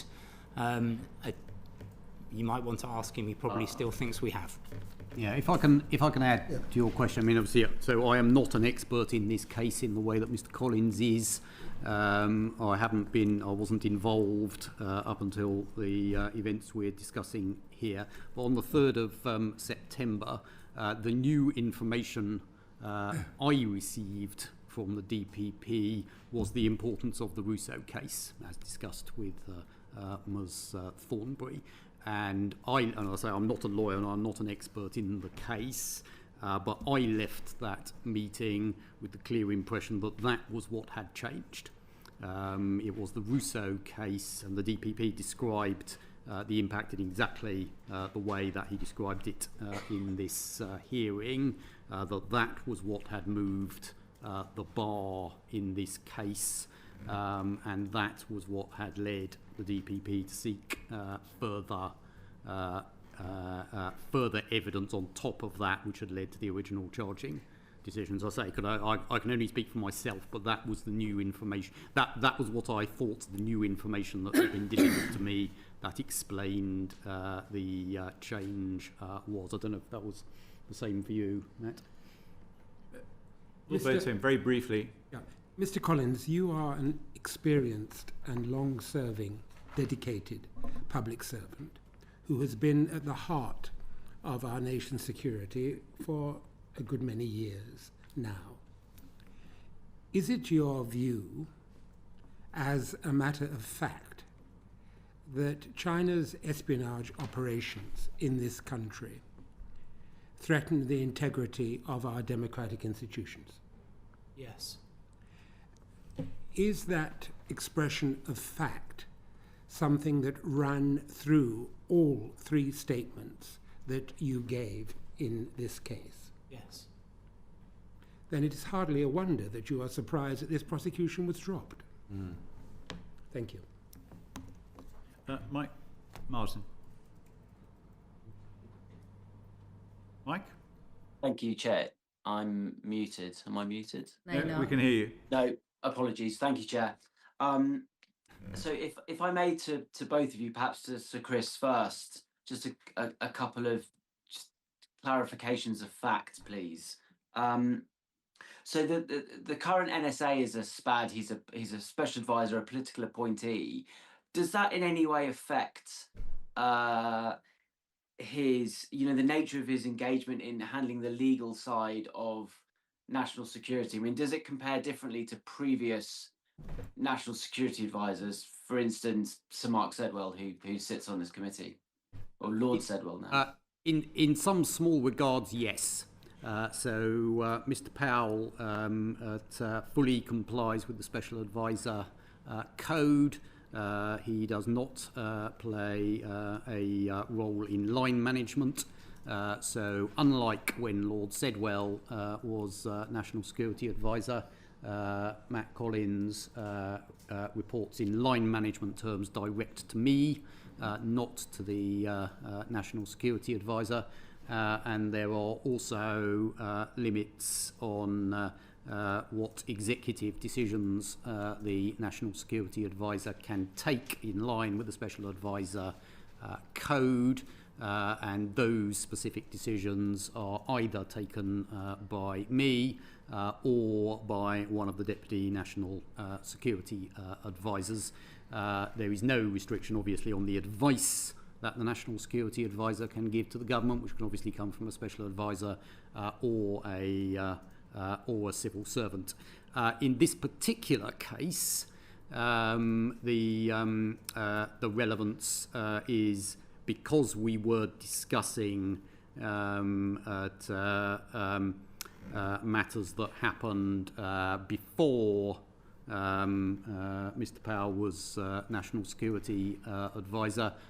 He would have no role in the evidence, regardless of whether he was a Special Advisor or a minister or a civil servant, because he was not in government at the time that the offences occurred.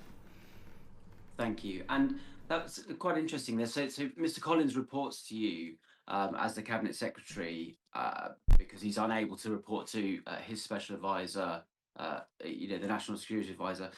But I understood from your previous comments, Sir Chris, that you came quite late to this issue. It sort of came across your desk perhaps in early September.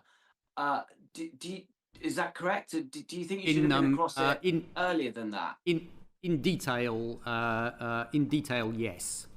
So I knew the case was going on. I knew that Mr. Collins was the witness. I knew that Mr. Collins was providing witness statements, but of course I was not in government. Well, I was in government, but I was not in Cabinet Office or my current role between 21 and 2023. I was in the Department of Health. How long after you were, sorry to interrupt, but how long after you were appointed did you actually hear the kind of details of what was happening in this case?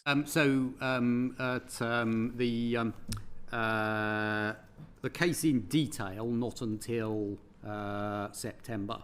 I knew the case existed.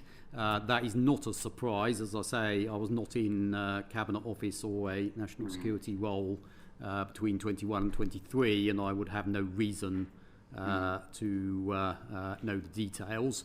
As Mr. Collins set out earlier in this hearing, he was under very strict instructions as to who he could share information with on a need-to-know basis, well, actually beyond the need-to-know basis, and I had no need to know. Okay, thank you very much. And then just to both of you, just probably a very short answer can handle this. Perhaps Mr. Collins first. Just for clarity, did Jonathan Powell seek to provide any views or influencing decisions at any point in this case? No. I informed Jonathan that the case existed. I informed him that I would be a witness in that case when he took up post. I didn't discuss any further details about the case with him after that. Okay. And thank you, Mr. Collins. And Sir Chris, is that your understanding as well? Sorry, yes. You will be unsurprised to hear, looked into this question and spoke to Mr. Collins and Mr. Powell, as well as reviewing the written evidence. I've seen absolutely no evidence at all that there was any influence on the case from Mr. Powell. Okay, thank you. And then just no one really from number 10, anyone else had any influence. Mr. Collins was in his legal bubble, and we can just say that quite clearly, can we? Yes. Okay, thank you. And then final question. Sorry, I really do need to move on. Okay, I'm sorry. Dame Karen. Thank you very much. Mr. Collins, thank you for coming in front of us today. I'm sure you didn't expect that you'd be doing this when you were involved in this case. I just want to get to the nub of this point about the current threat at the time the offences were committed. So, when you were putting together your original witness statements, would you have referred to your line manager at that time, the National Security Advisor?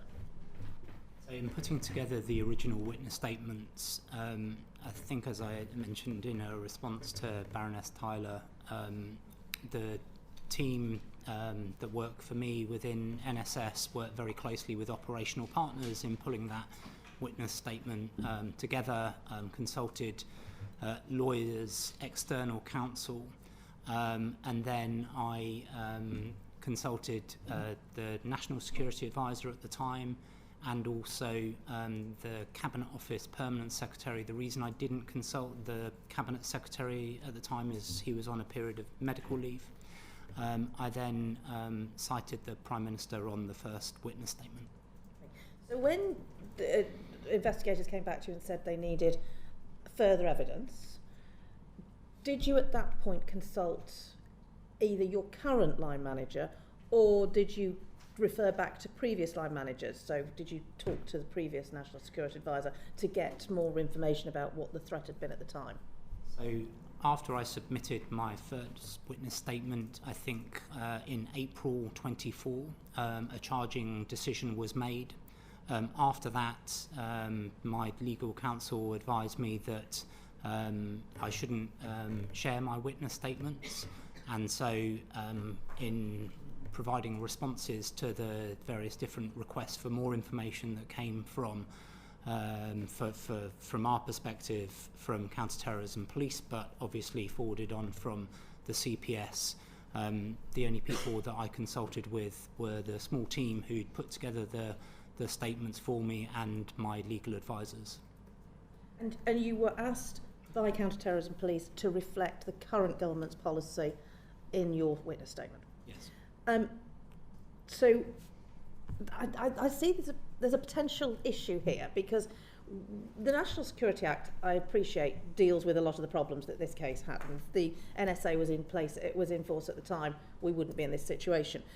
But clearly there have been offences committed, and there may be other offences that were committed during the time that before the time the NSA was in force.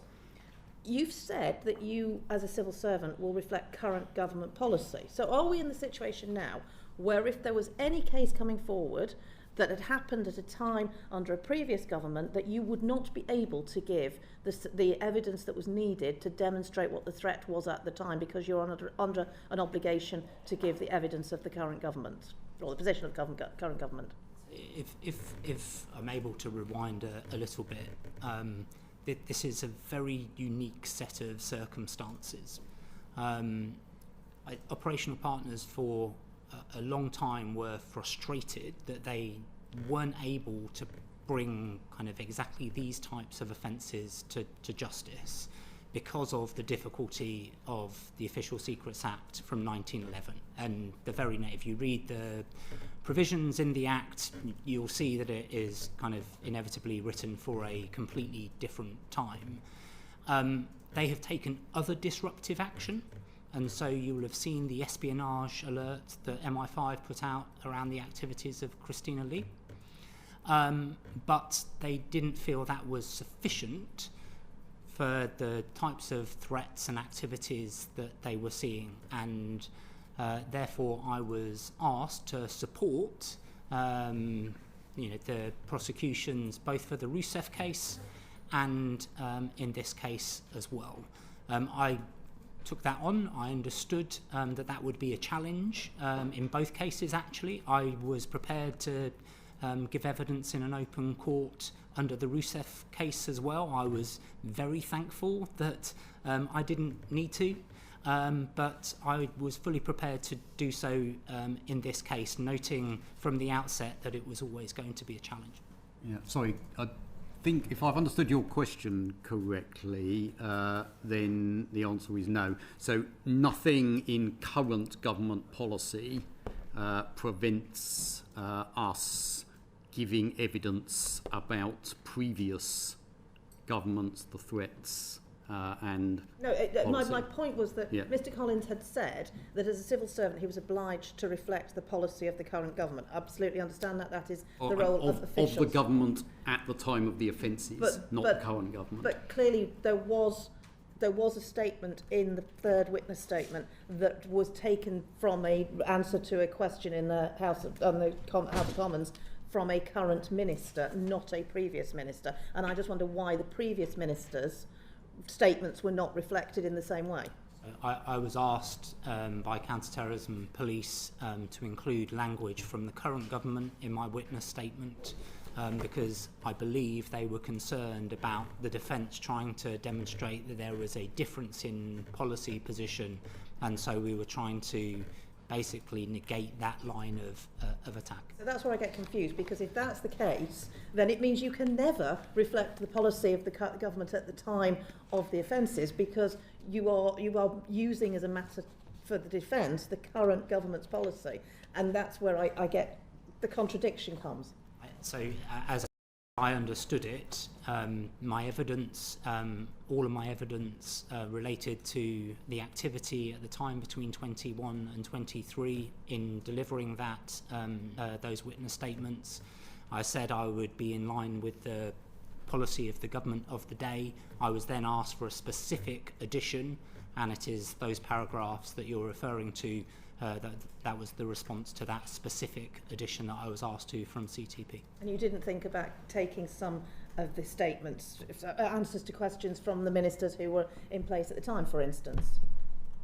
So I mean, there's plenty of on the record of government ministers at the time suggesting that China was a threat. There were many statements that had been made by government ministers. If you could use an answer from a current government minister, could you have not used one from a previous government minister? Throughout all my witness statements, I drew from published government documents, namely the Integrated Review and the Integrated Review Refresh, to articulate what government policy was for the Conservative government at the time. Thank you. Gavin. Thank you ever so much. So, Sir Chris, when were you first aware of the CPS's repeated requests for evidence? Sorry, when was I first aware that the CPS were making repeated requests for evidence? Well, I knew that there was a ongoing process between Mr. Collins and the CPS. I did not know the detail of that until the 3rd of September. But you knew before the 3rd of September, didn't you? Well, I knew there was a process of you knew additional early in August, witness. didn't you? You knew much earlier than the 3rd of September about the CPS requesting evidence of Mr. Collins. Is that correct? Not what the nature of the request was, no. As Cabinet Secretary, it's probably fair to say that you would be in receipt of legal advice on many issues, isn't it? Yes. Yeah, regularly, I imagine. And it's fair to say that really, I mean, when we listened to the evidence of the Director of Public Prosecutions, it was quite clear to him, and it was quite clear, and it was quite also clear to, Mr. Little, that actually where the evidence stood that the case was going to collapse. You'll have probably have had a similar reading from... No, you didn't. No. You weren't that interested in this case. You were that detached. No, it's a... Were you so detached from the case on this significance that you couldn't be bothered to ask any questions? If you'd like to let me answer the question, we maybe can make some progress. If you would answer the question, we'd make more progress, wouldn't we? Would you like me to? It's an independent decision of the DPP. So you're Mr. Collins' line manager, and you're that sort of negligent as to really show no interest as to where the case is? No, I follow the rule of law. But you have you had no idea that the repeated request for evidence was because that the case might Mr. Collins lapse. Mr. Collins has set out that he was under a series of legal restrictions as to who he could share his evidence with, including up to contempt of court proceedings. He followed those correctly. So this was like a real bolt out of the blue. You were that sort of far away from it all. That sort of come the 3rd of September. No, we were following clear legal advice, which is what we do. Mr. Collins, it's quite fascinating because you continue to use the line in line with government policy. It feels as if it's almost a defensive line. Of course, there is government policy, but also there's you'll be offering your judgment continuously to government, won't you? In your judgment, not in relation to policy, is China an active national security threat? Because a lot of your colleagues, if you take Sir Ken McCallum, seem to take the view it is a active national security threat. What's your judgment, your personal judgment, not what government policy is? I'm a civil servant.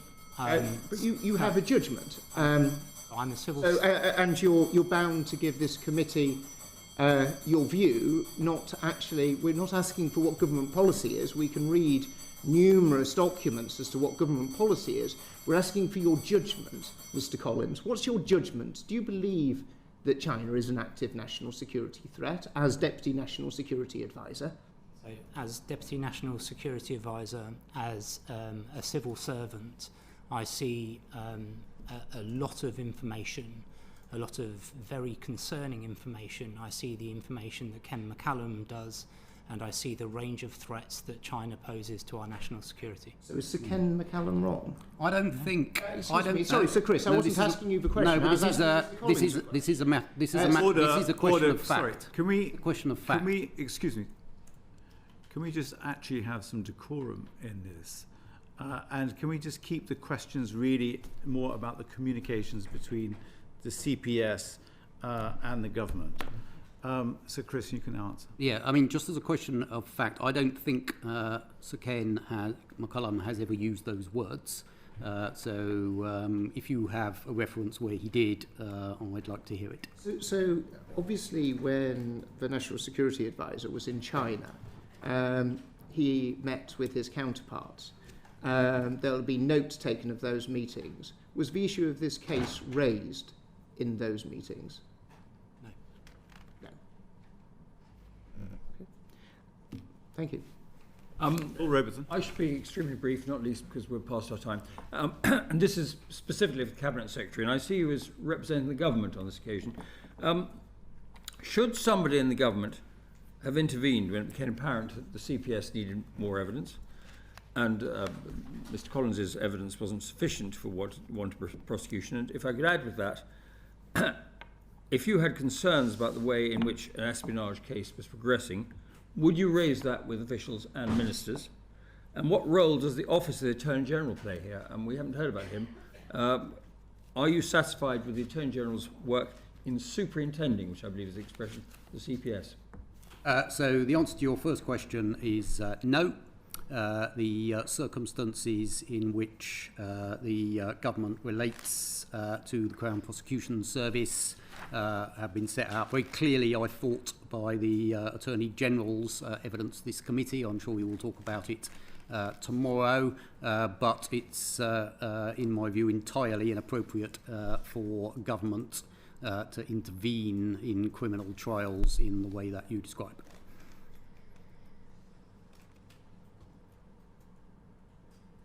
Lord Sedgwick.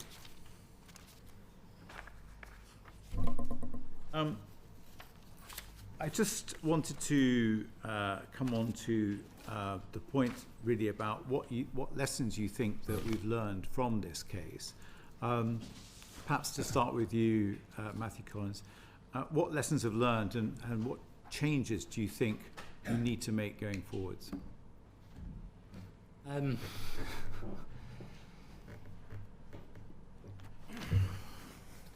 The second question is easier than the first.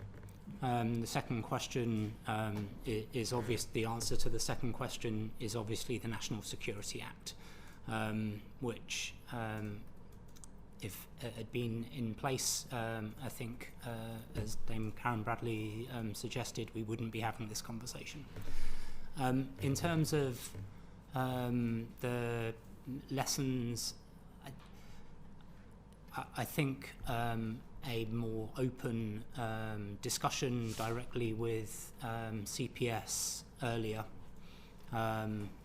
would have been helpful.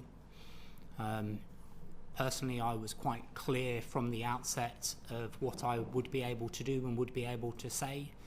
I've been consistent, and my team will tell me annoyingly consistent throughout, from autumn 23 until this day. But there was obviously a kind of not miscommunication, but a place where what I was able to say wasn't at the level that the CPS required. And so if we would have been able to have more conversation earlier, I think that may have been the lesson learned. Chris? Yeah, I'd agree with all of that. In particular, around the 1911 Act, it's clearly deeply unsatisfactory that an Act written for a completely different age is not really appropriate for the 21st century. And that therefore the most important lesson was the passing of the new Act. There's a risk that our judicial system could be seen by others, particularly China, in the light of what's happened, as being open to influence. Sir Chris? I haven't seen any evidence that our judicial system has in any way been influenced. I think... Sorry? There's a prospect of it. I would say no, for the reasons set out. That we have a very specific set of circumstances around how the wording of a very out-of-date Act of Parliament were used in this particular trial, a problem that Parliament has resolved by the passage of the new Act. So in terms of other governments, whether it's China or anyone else, actions going forward, I would assume they would understand that Parliament has changed the law and that the bar for prosecution in these sorts of cases is now very different from that under the 1911 Act. Remember, you want to come in briefly? Thank you. Between December 21 and February 23, Mr. Collins, would you say that China posed a range of active threats to the UK? Yes. Yes. Anybody having problems with Rousseff and saying that it needed to be that China posed an active threat, we are talking about one angel on top of a pin as opposed to 14 angels on top of a pin. Can I just put one thing to you finally, and that was a report in the Times, just going back to that meeting that took place on the 1st of September that we were discussing a little bit earlier, where it was alleged in the article that the group suggested that the Attorney General should raise their concerns with the CPS. Is that true, Sir Chris? No, and I'm sure the Attorney General will confirm this tomorrow, and indeed I think it is in his written evidence. As a matter of routine, as I understand it, the Attorney General's office monitors with the CPS the course of important and controversial trials, but they have confirmed they raise no issues of public interest or anything else with the CPS, but I'm sure the Attorney General will confirm that when you speak to him tomorrow. Okay. Can I thank you both for your time this afternoon? It's much appreciated. I appreciate it's run over as well. That concludes our second panel of this session and of the inquiry. Thank you again.